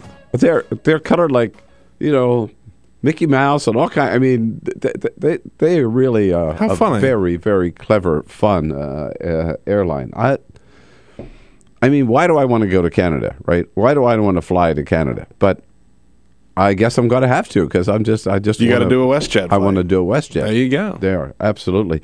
We've got our own fun here in our nation's capital on several levels. I mentioned a little earlier when my alarm went off at 4 a.m., as it does every morning, Washington time, to do the show this morning. I looked out my bedroom window. From our bedroom, we can actually see the Capitol Dome because we live on Capitol Hill, and there's a light on at the top of the dome which indicates whether or not Congress is in session. It is never on, believe me, at 4 o'clock in the morning. Never, never. It was on this morning. I thought, what the hell is going on? And we find out that the Republicans actually have been there all night. Yeah, they're up there all night. They're debating and fighting over the rule changes that Harry Reid put into place over the filibuster reform last month. So they were planned to stay around the clock, and Harry Reid said, we're going to keep you here around the clock until we get these 10 executive nominations put through. So they are actually physically in session. Good for Harry. Right? Yeah, it was a long time coming, this filibuster reform. Republicans abusing the filibuster. The filibuster, I think they should just get rid of it. But if it's used sparingly, you could go along with it. But if it's used for every single procedural vote and every single executive nomination, look, people used to say, the president, Republican or Democrat, the one thing he's got, it's always been a he, right, has a right to do is to pick his own team and appoint his own people. No. That changed with Obama, and Republicans have used the filibuster to try to block everybody he's appointed to any office whatsoever. That's why Harry Reid took that power away, which he could always have done, with just the votes of the Democrats. And so far, they are rolling through with some nominations. Mel Watt has now been confirmed as the new housing secretary. There's nothing wrong with Mel Watt. Nobody had anything really against him. He's been an outstanding member of Congress for years and years. The president also got one of his nominations to the D.C. Circuit Court. But the Republicans now filibustering all night, debating it and filibustering all night long to try to put those rules back in place. Mike Enzi from Wyoming, his attitude is, why do we need these people anyway? It's a distraction from the mounting Obamacare problems. None of these nominees need to be confirmed. Oh, yeah. The only reason President Obama wants to fill these jobs is because it's a distraction from Obamacare. I mean, look, I understand. It's a laugh out loud funny, that he would make that charge. But I accept it and I understand it because Mike Enzi is my candidate against Liz Cheney. Right? You're going to cut him some slack. I'm going to cut him some slack. Cut him some slack. And you know why he's doing it? He's doing it because he's got this right-wing challenge from Liz Cheney. Yeah. So he's got to go as far right as he can. And so anyhow, I don't care what he says. I don't care what he says. I love it. I love it. The other thing on the Hill yesterday is Kathleen Sebelius in front of a House committee with some latest progress reports on the Affordable Care Act. Very, very important. Now that they've got the website fixed, we're starting to get some real traction there on people signing up. It was reported yesterday, she reported to the House, that so far on the federal and the state exchanges, 365,000 people have actually signed up for health care. That's 365,000 people who have health insurance now who could never afford it before or couldn't get access to it before because of a pre-existing condition or whatever. And 803,000 people have actually become eligible for Medicaid under the expanded provisions of the Affordable Care Act. So that's over 1 million people so far now are covered with health insurance that were not before Obamacare kicked in on October 1st. That is real progress. And the secretary said, with this website up now, we can handle a lot more traffic. We can now handle 50,000 simultaneous users and more than 800,000 daily visitors. 800,000 daily visitors. That's pretty damn good. Now, so here we are, the 12th of December. It's December 23rd is a deadline, remember, for people who want coverage by January 1. I mean, that doesn't mean you're going to get fined. It doesn't mean you're going to lose your house or your car or your job if you don't sign up before December 23rd. But if you want to start the new year with protection for yourself and for your family, you got to sign up by December 23rd. And, right now, there's really no excuse. There's no excuse. I mean, the website is working. You don't hear any stories anymore about the thing crashing or people not being able to get through. Now you just got to get, kind of off your ass and stop delaying it. You've shopped around. So many millions and millions of people have shopped around to take a look at what the options are. Lots of choices under the Affordable Care Act. So go back to the website, make your choice, and sign up and get that protection for you and your family by January 1. And by the way, they're also working on those problems on the back end to get all the correct information to the insurance companies. So things are really vastly improved in the last couple of weeks. I'll come back and tell you what the president's up to today. This is the Bill Press Show.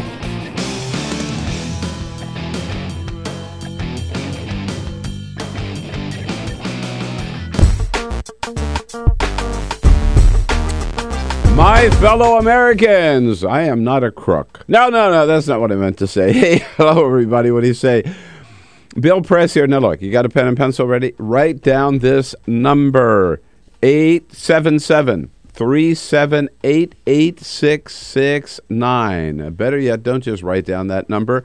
Call that number. Call that number today and make your pledge for Free Speech TV. We're getting right down to the wire here on this season's very, very special holiday season pledge drive for Free Speech TV. It is so important that you help us out, and got to do it now, because we've heard from our friends at Free Speech TV that the returns are not what they should be. Some of you guys have been holding back. I know you want to help, but you just have put it off. Well, now is the time. Put it off no longer. Make that call today and help out Free Speech TV. Look, we know you love Free Speech TV. Otherwise, you wouldn't be watching. You wouldn't be calling. This is the kind of unvarnished, independent, freewheeling news and commentary you get nowhere else. Nowhere else. You want non-corporate TV?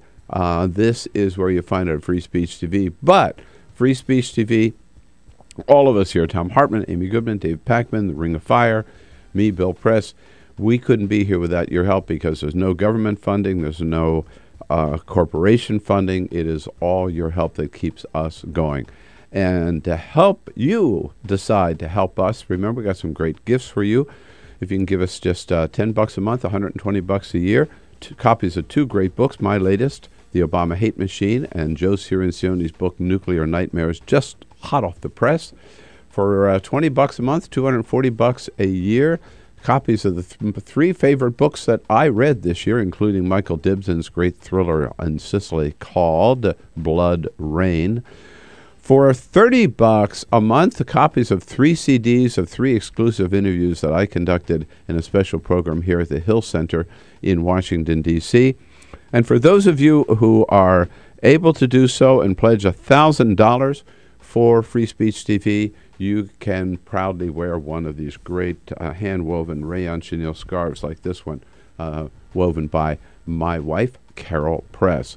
But the most important thing is, this is the time of the year, the only time of the year where you can get a tax, not the only time, but the last time for 2013, you can get a tax deduction for giving to Free Speech TV and making that pledge and keeping us on the air with a kind of hard-hitting news and commentary that you've come to depend on. So please, again, that telephone number, 877-378-8669.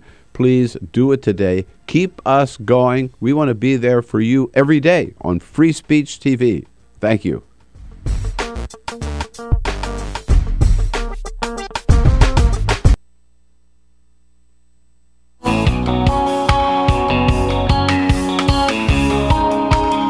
This is the Bill Press Show. All right, big hour coming up.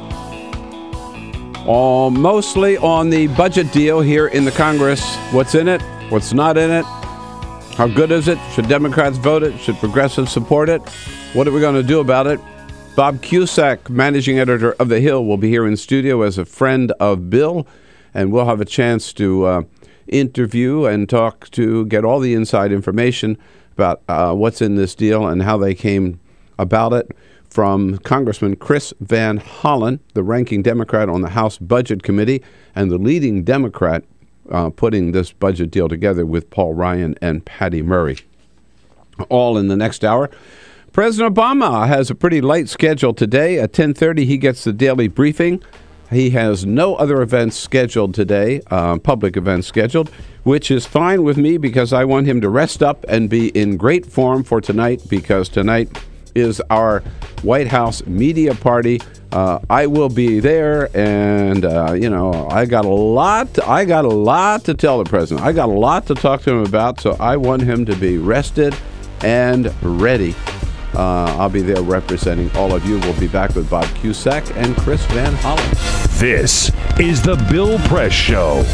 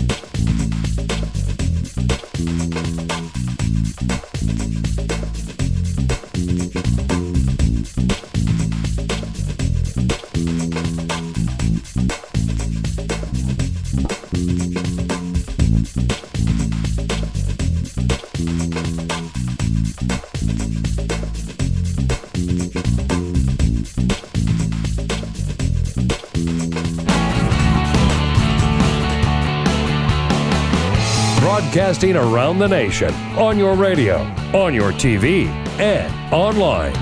This is The Bill Press Show. 365,000 people signed up in the exchanges. Another 806,000 or so have qualified for Medicaid, under Obamacare. That means over 1 million people signed up so far. Far from 7 million, but on our way. Good morning, everybody. It is Thursday, December 12th. Great to see you this morning. This is the Bill Press Show, and we are coming to you live from our nation's capital, our studio right here on Capitol Hill, in the heart of the action. The Senate has been up all night. We have not been up all night, but we're catching up with them anyhow. And we'll bring you up to date on what's happening here in our nation's capital, of course, and give you a chance to comment. You can always give us a call at 866-55-PRESS. Nobody more up to speed on what's happening here in our nation's capital. That's his business as managing editor of The Hill, the great newspaper chronicling events at both ends of Pennsylvania Avenue. Bob Cusack in studio with us. Hey, Bob, good to see you. Great to be here. Good morning. You're looking good. Thank you. All right. And you suffering your way through all the holiday parties and the Yeah. It went to one last night. It was just it's what you have to do. It's nonstop. It's nonstop. But I think you got to pick and choose. Because sometimes you have to work. You can't make. So we have tonight. We have our White House correspondent, the White House media party at the White House, and I asked earlier this morning. You get that little 5-10 seconds with the president. Yes. What should I tell him, right? And so we've had comments all morning, suggestions all morning, by phone and by Twitter and on Facebook about what I should tell the president this morning. And have you decided what you're going to do? I think we're going to go, Peter, don't you think we're going to go with the guy from Oregon? The UFO guy? The UFO Yeah, the guy. UFO guy. And what did the UFO guy recommend? Well, he pointed out that the president did mention Area 51 when he was talking about Shirley MacLaine. Right. And he says that John Podesta has actually is convinced that there are UFOs. I don't know whether he said John has actually seen one. He didn't say that But he's John seen Podesta one. is Yeah. a big He didn't go UFO far as guy. Kucinich. Okay. And so He didn't go full Kucinich. No, and he wants me to tell the president that there are UFOs out there, and I like that. yes, so that's Open the files, release the that's data. it. No, release the files on Release all the files. the Because on the yes, there's still UFOs. some classified That's right. information on that. Yes, I like that. Release I the like that. files. Yeah, you do really have to go very quickly. I Yeah, mean, you have you have that. to. You have that moment. I went with George W. Bush. I remember at the time the Patriots were undefeated. So my plan was I was going to ask him, does he think the Patriots will go undefeated for the whole season? And then Laura Bush said to me, "Oh, are you John Cusack?" I said, "No, Bob Cusack." I'm like, "I'm not related." And then it went, "Okay, smile." And I missed my chance. I was devastated. Devastated. So. well, I told the story earlier of how You're much more handsome in person. And a little fatter. I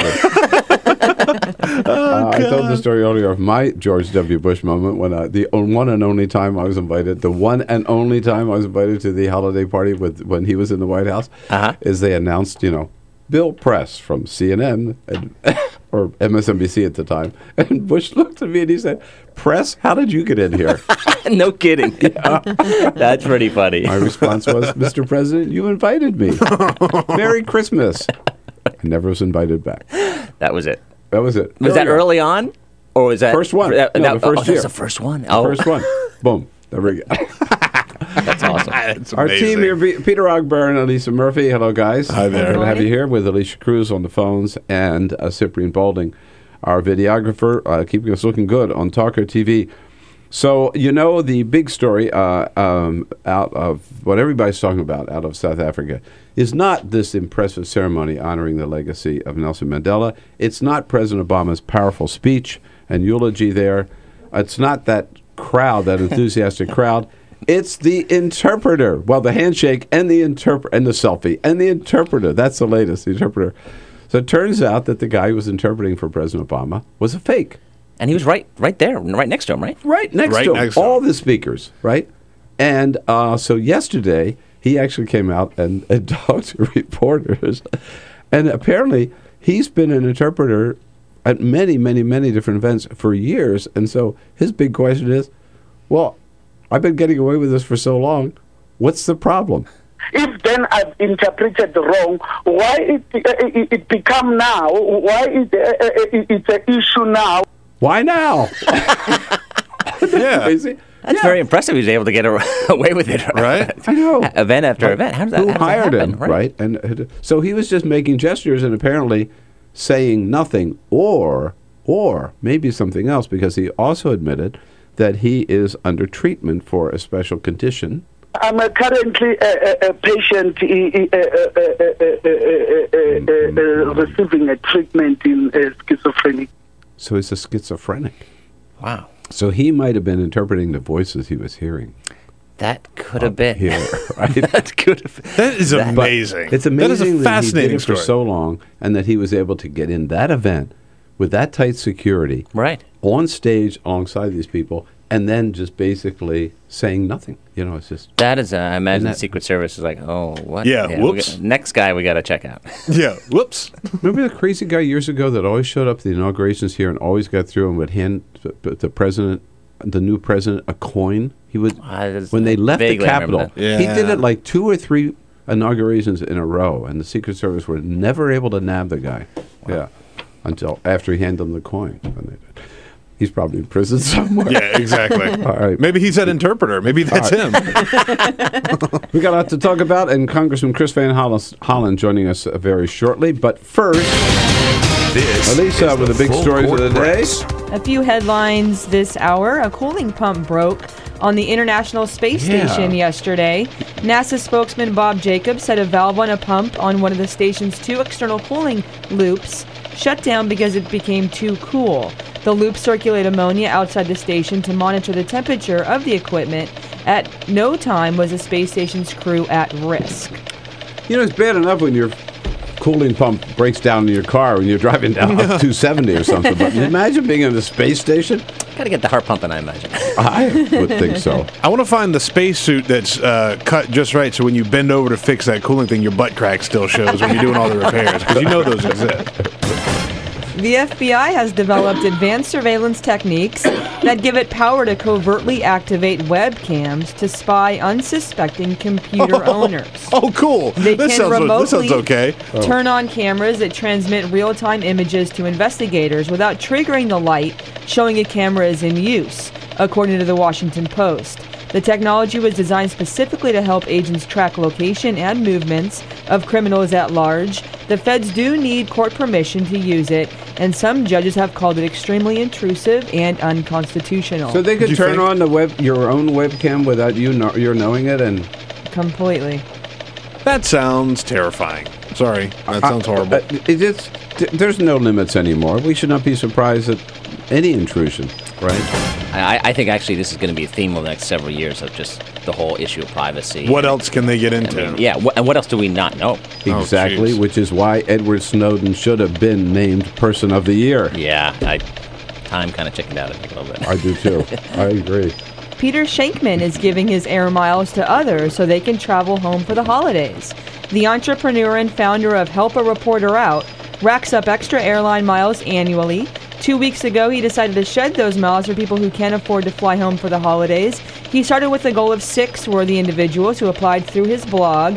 Yesterday, JetBlue chipped in 10 more flights. Whoa. Overall, Shankman's efforts will give 25 lucky people flights home for the holidays. Man, nice. Can I get on this list? Yeah, really, man. All right. Lisa, thank you. So, I mentioned earlier, Bob, I get up at 4 o'clock Washington time every morning to do the show. And I got up at 4 o'clock this morning and looked out my bedroom window, which I can see the Capitol Dome from our bedroom. And there the light was on at the top of the dome, indicating that Congress was in session. Yep. 4 o'clock in the morning, and I'm thinking, they're up to no good if they're there for. What was going on? What is going on? We had this marathon talkathon by the Republicans. We thought possibly COTS were going to come in, so that the Republican senators, they are railing against what Democrats did on the nuclear option. But they did that. They did it before ago, Thanksgiving, right? But now the final votes have actually happening. So they had the procedural votes before, Republicans really hammering home. So the votes are going to come this morning. Yeah, we've already had a few, but it's happened over the last 24 hours, maybe 10 hours. And we've seen nominations go through. Mel Watt, Congressman from North Carolina, he couldn't get 60 votes to be this housing post, but he was able to get a majority. So he has been confirmed. And it's going to end, I think, in the next 12 to 16 hours. But basically, Republican senators have been tag teaming, talking about what they view as a Democrat usurp of power, et cetera, et cetera. Yeah. You know, if they had wisely used or sparingly used the filibuster, there would not be a problem today. It's just that they abused it and used it to block for every procedural vote and every nomination for no matter how non-controversial. Yeah, I think the Watt nomination really got people upset. I mean, also the D.C. judicial nominations. Yes. Those are key slots, especially for Democrats, because so many regulations are challenged in the D.C. Court of Appeal. So they felt like, well, we need it's our president. We won the election. We need more Democrats on that. But Mel Watt, he's a well-liked member in the House, and a lot of Republicans said no. He's a politician. We don't want him in this policy spot, and that really upset the Congressional Black Caucus, and that was part of the impetus to go nuclear. Right, and so Harry Reid just said he lifted changed the rules for the filibuster. Did not get rid of the filibuster. No. Right? Just changed the rules. Just for nominations except for the Supreme Court. Okay. All nominations except for the Supreme Court. So nominations to the administration or to the courts. Or to the courts. Right. So now, of course, some on the left say, okay, the filibuster should be the next one. Honestly, it was quite impressive that Reid got the votes for this. For a while, he did not have the votes.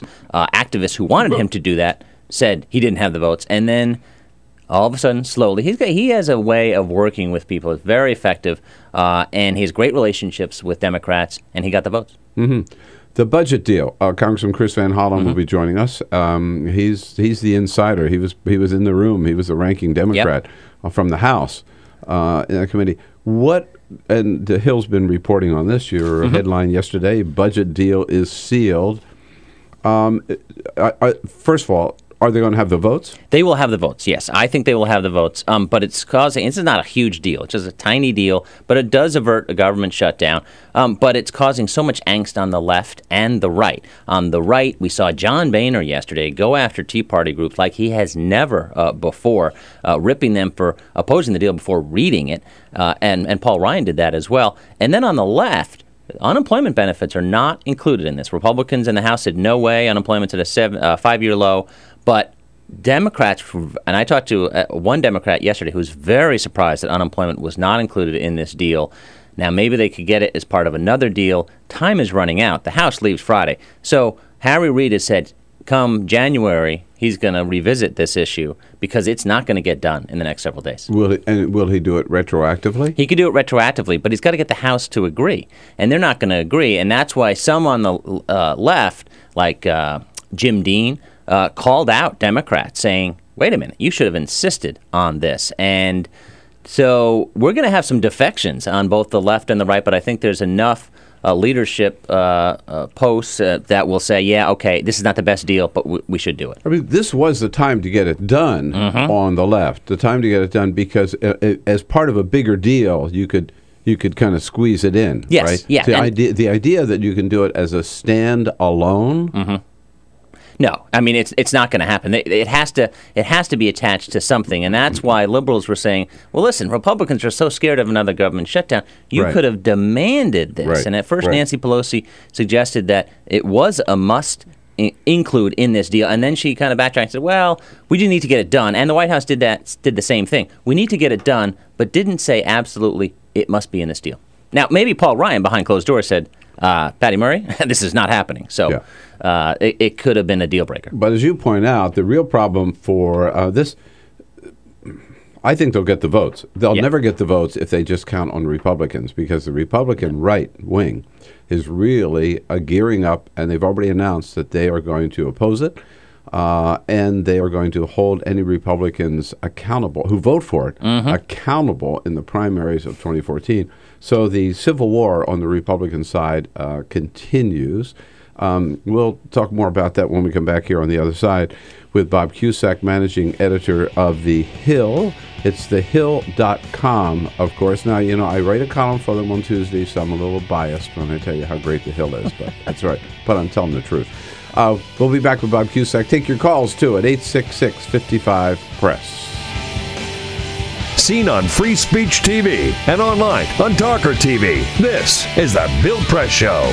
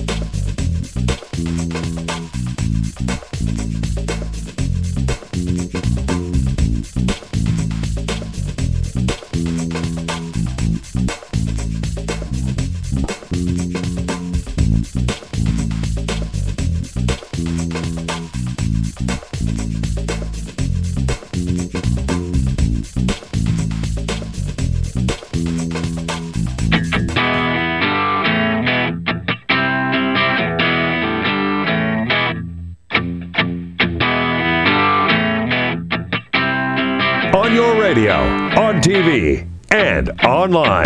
This is The Bill Press Show. 25 minutes after the hour, the budget deal, House and the Senate determined to get it passed, leadership at least, before the end of the week. Congressman Chris Van Hollen, the ranking Democrat in the House on that budget committee and on the House and on the Senate House Budget Committee, will be here in studio with us. Joining me and Bob Cusack, managing editor from The Hill, here as a friend of Bill this hour. So, Bob, you mentioned John Boehner being rather upset when he learned before they even read the deal. That was Boehner's point, right? Yes. The Club for Growth, Americans for Prosperity, the Koch brothers political wing, and Heritage Action, which is Jim DeMint, now head of the Heritage Fund. All three came out and said, no, we don't like this deal. It's a sellout. And John Boehner was asked about it by Nancy Cordes, actually, from CBS News. He came uncorked. They're using our members and they're using the American people for their own goals. This is ridiculous. Listen, if you're for more deficit reduction, you're for this agreement. All right. So clearly, Boehner on board with Paul Ryan.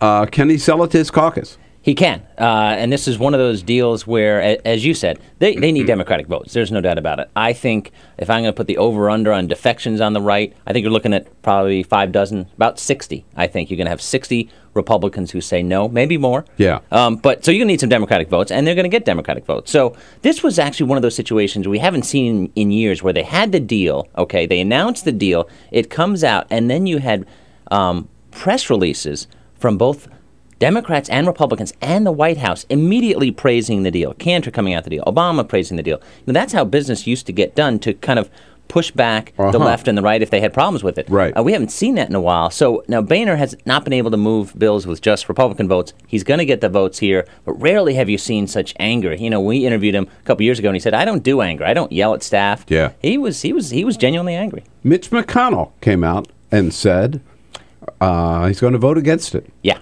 Yeah, he He has let it be known that he's going to be a no. And a lot of Doesn't mean of he's going to Republican lobby leaders, against it, though, does he? No, he wants it to pass, and he's not going to whip it. But it's interesting. All the Republican leaders in the House support it. All the Republican leaders in the Senate don't support it. So Cornyn will vote against it? Cornyn will vote against it, now facing a primary against Steve Stockman, as will John Thune. Oh, my God. I'm telling you. It's almost politics like it used to be. But still not much prettier. Congressman Chris Van Hollen joins us in the next segment. Stay tuned. The Bill Press Show.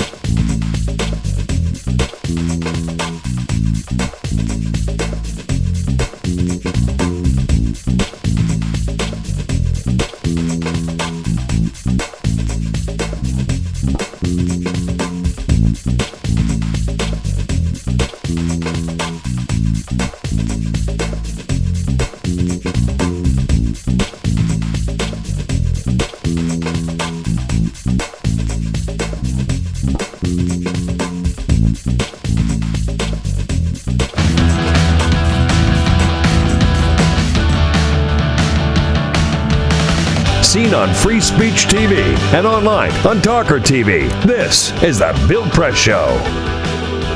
Thursday morning, December 12, 33 minutes after the hour. It is the Bill Press Show. We're brought to you today by the International Association of Machinists.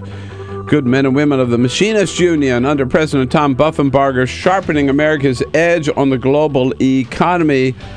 Out there in front on many, many important issues, trying to rebuild America's manufacturing base. For more information, go to their website at goiam.org. Congressman Chris Van Hollen on his way up to the studio here, will be with us momentarily.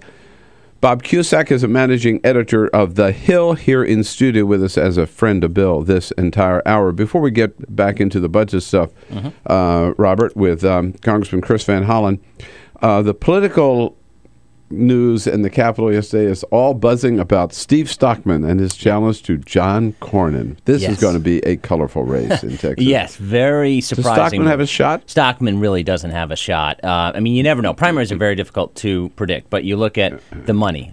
Stockman, $32,000, and actually has a lot of debt. So he actually has a minus negative balance in his campaign war chest. $32,000? Yeah, and over $100,000 in debt. John Cornyn, $7 million. And the other thing is that he hasn't even got support from the groups on the right. They said, we didn't know, we didn't have time to vet him, and they're mostly satisfied with John Cornyn's record. So, but is it going to be an entertaining race, a nasty race? Absolutely. But we haven't been able to find anyone who will back Stockman except for Dana Rohrabacher, a close friend of Stockman who's from California. Yeah. So that's not exactly a big base of support for Steve Stockman. Well, I must admit that as a lifelong liberal, and proudly so, I never thought of John Cornyn as one of my soulmates, or right, one of my fellow travelers, until Steve Stockman said that every morning John Cornyn gets up and tries to make the Senate a more liberal place. I never thought of John Cornyn as a great liberal. Yeah, and he voted against immigration, but compared to Stockman, Stockman is a true Tea Party guy, and that's what. And he's a tight friend of, or at least he says so, of Ted Cruz. And Ted Cruz is not going to endorse, or at least has not endorsed in that race.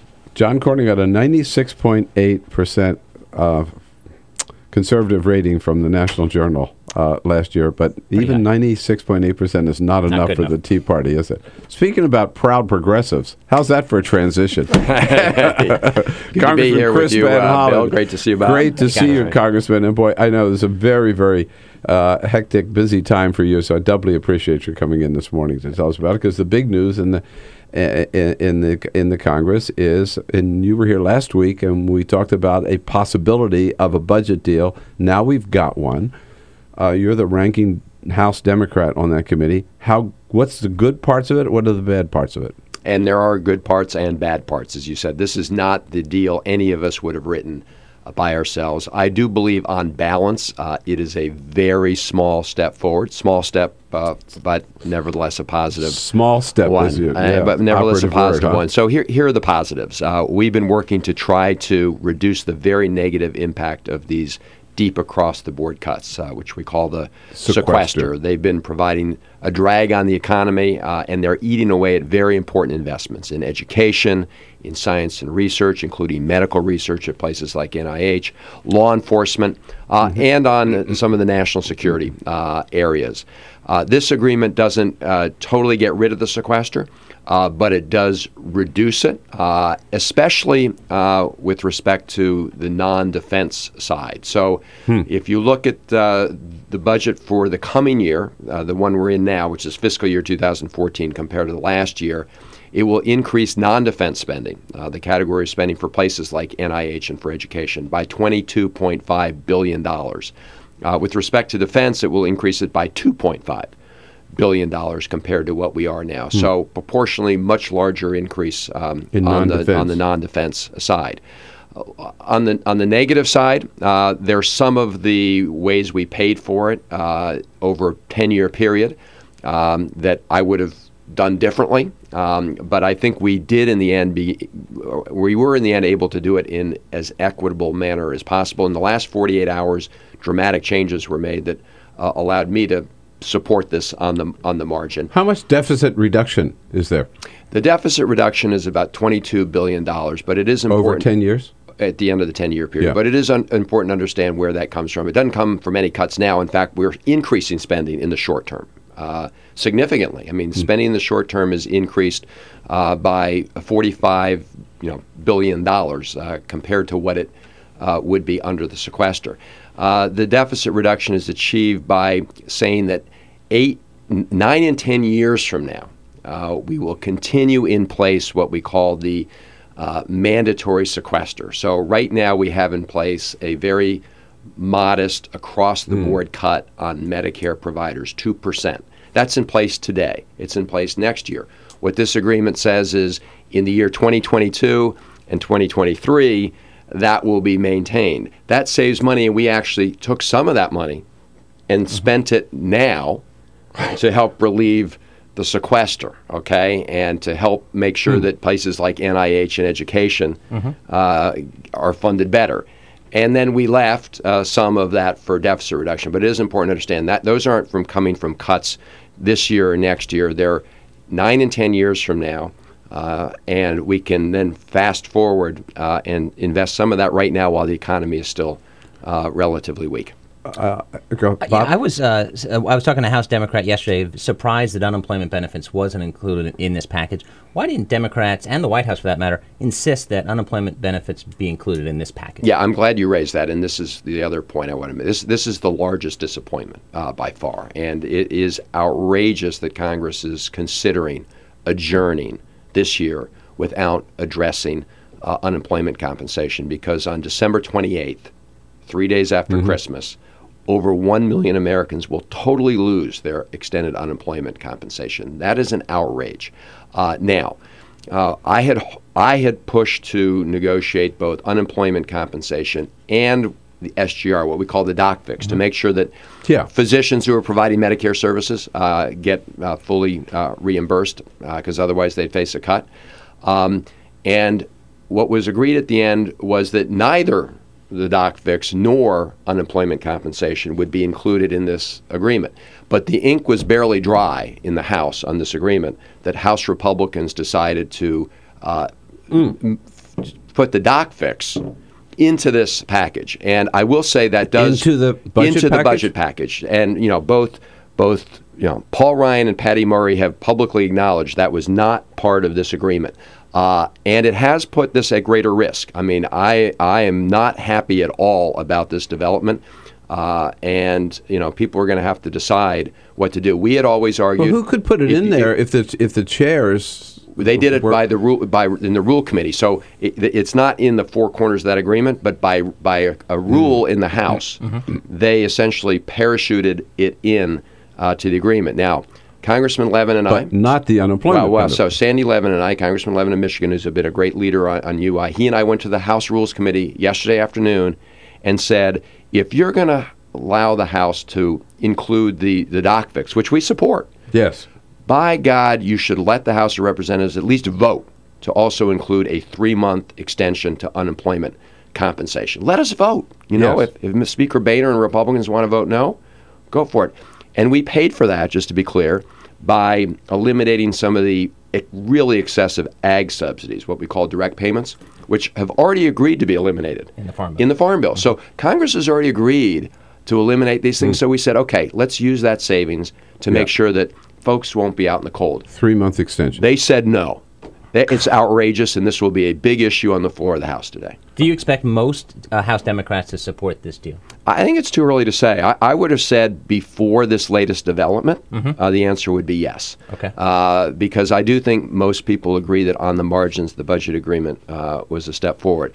But we're also very disappointed that UI wasn't included. And we always believed that we would pair unemployment compensation issues with the doc fix. And instead, Republicans, as I said, really doing something that was not part of the agreement. They stabbed you in the back. This is underhanded. This is underhanded by the House leadership. This is not something that Paul Ryan or Patty Murray negotiated, or any of the budget negotiators. Who's chair of the Rules Committee?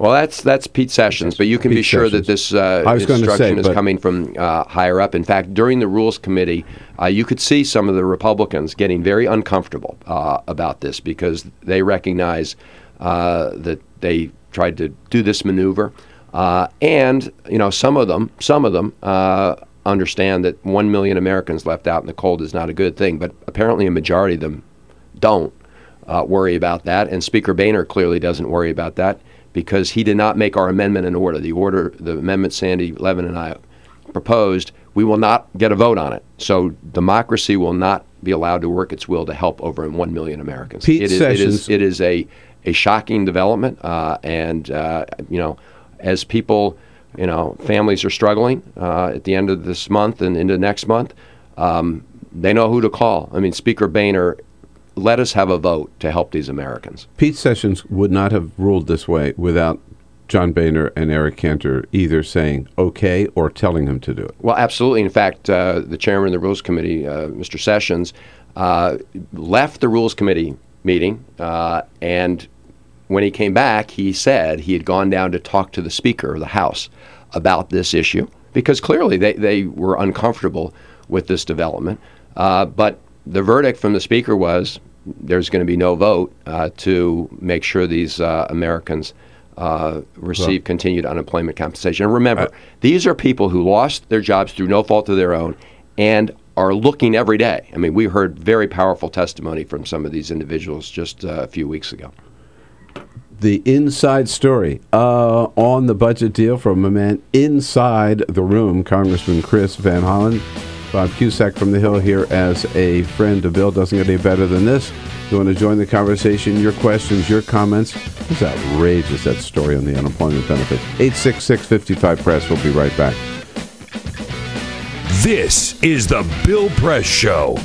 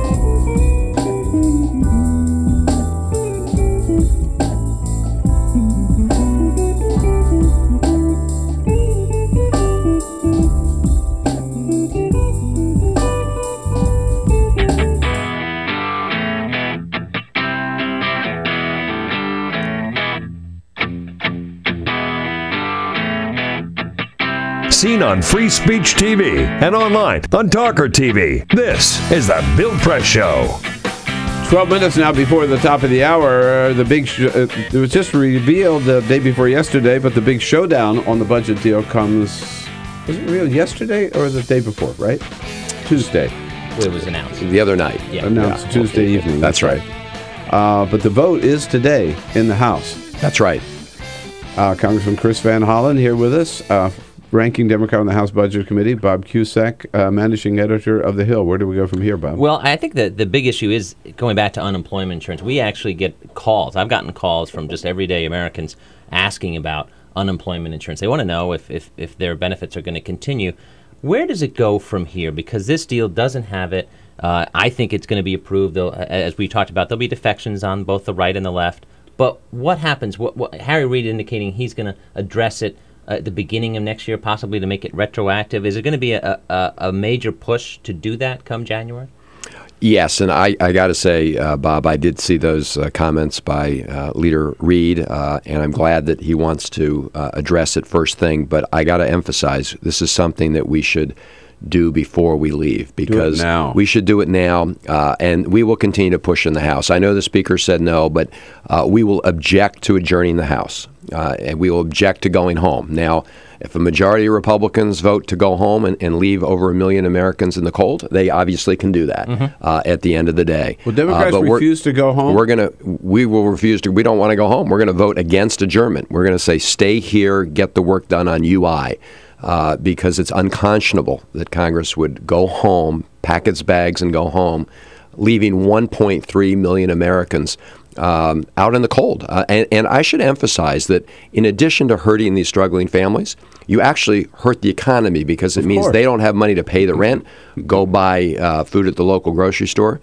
And the Congressional Budget Office says the impact is 200,000 fewer jobs in the country. Not fewer jobs for the folks who are unemployed, fewer jobs in the surrounding communities because of the reduction in economic activity. But, Congressman, on that, unemployment's at a 5-year low. Republicans say, at what point do we stop doing this? Well, that's a good question. What I would point out is that 7%, it is a 5-year low, but 7% unemployment should not become the new norm in this country. I mean, that is unacceptable. It never was a norm. And if you also look behind the numbers at the long-term unemployed, these are people who are, again, still looking for work because that's a condition of getting unemployment compensation. That number did not go down in the last jobs report. So when you see the economic uptick, obviously that's good news overall, but when you look under the covers a little bit, these people are still hurting badly. So, and it's also, there are big regional differences. So just because the national number may be improving, or, for example, look, in the state of Maryland, unemployment is below the 7%.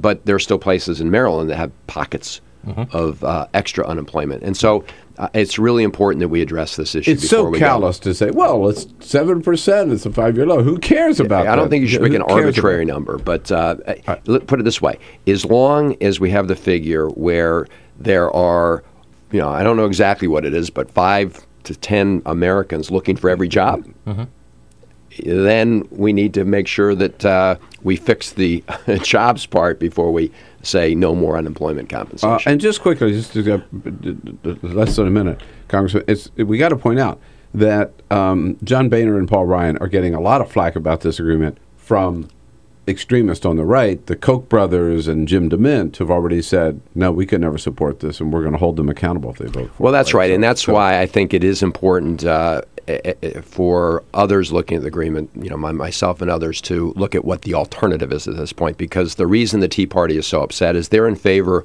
of full sequester. They're in favor of letting the law just take effect. Right now, if Congress doesn't do anything, come mid-January, the full sequester takes effect, and that would mean very deep cuts. It would mean continued furloughs in federal agencies into next year. And what this agreement does is provide additional funding to avoid those deep cuts. And that's why the Tea Party folks are very upset. I mean, and I can understand why the Tea Party folks are very upset, because we did and do increase spending now by $45 billion more than it would be if you go to sequester. Yeah.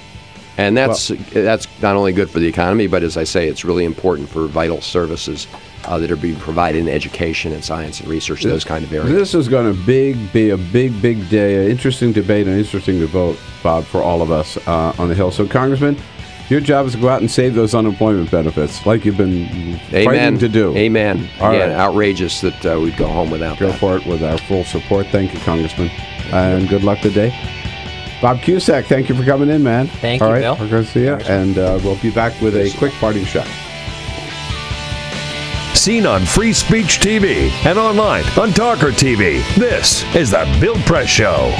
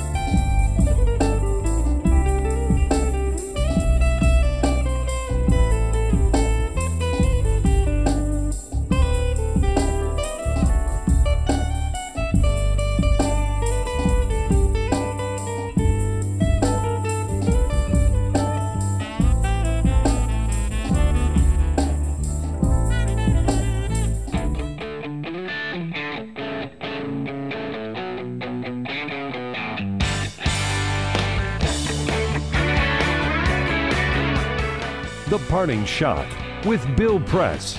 This is the Bill Press Show.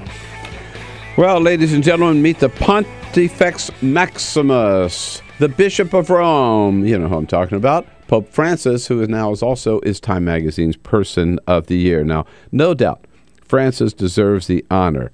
He has had a huge impact on the news, but I must admit, not as big an impact on the news as Edward Snowden. Even more than the Pope, Snowden dominated the news in 2013, shook things up, upended America's intelligence agencies, and has put this Obama administration on the defensive about all the spying on us and on foreign leaders. You know, it's pretty clear to me that Time magazine wanted to make Edward Snowden their Person of the Year, but they were simply afraid to take the heat. They took the safe way out. They chickened out. They named the Pope instead.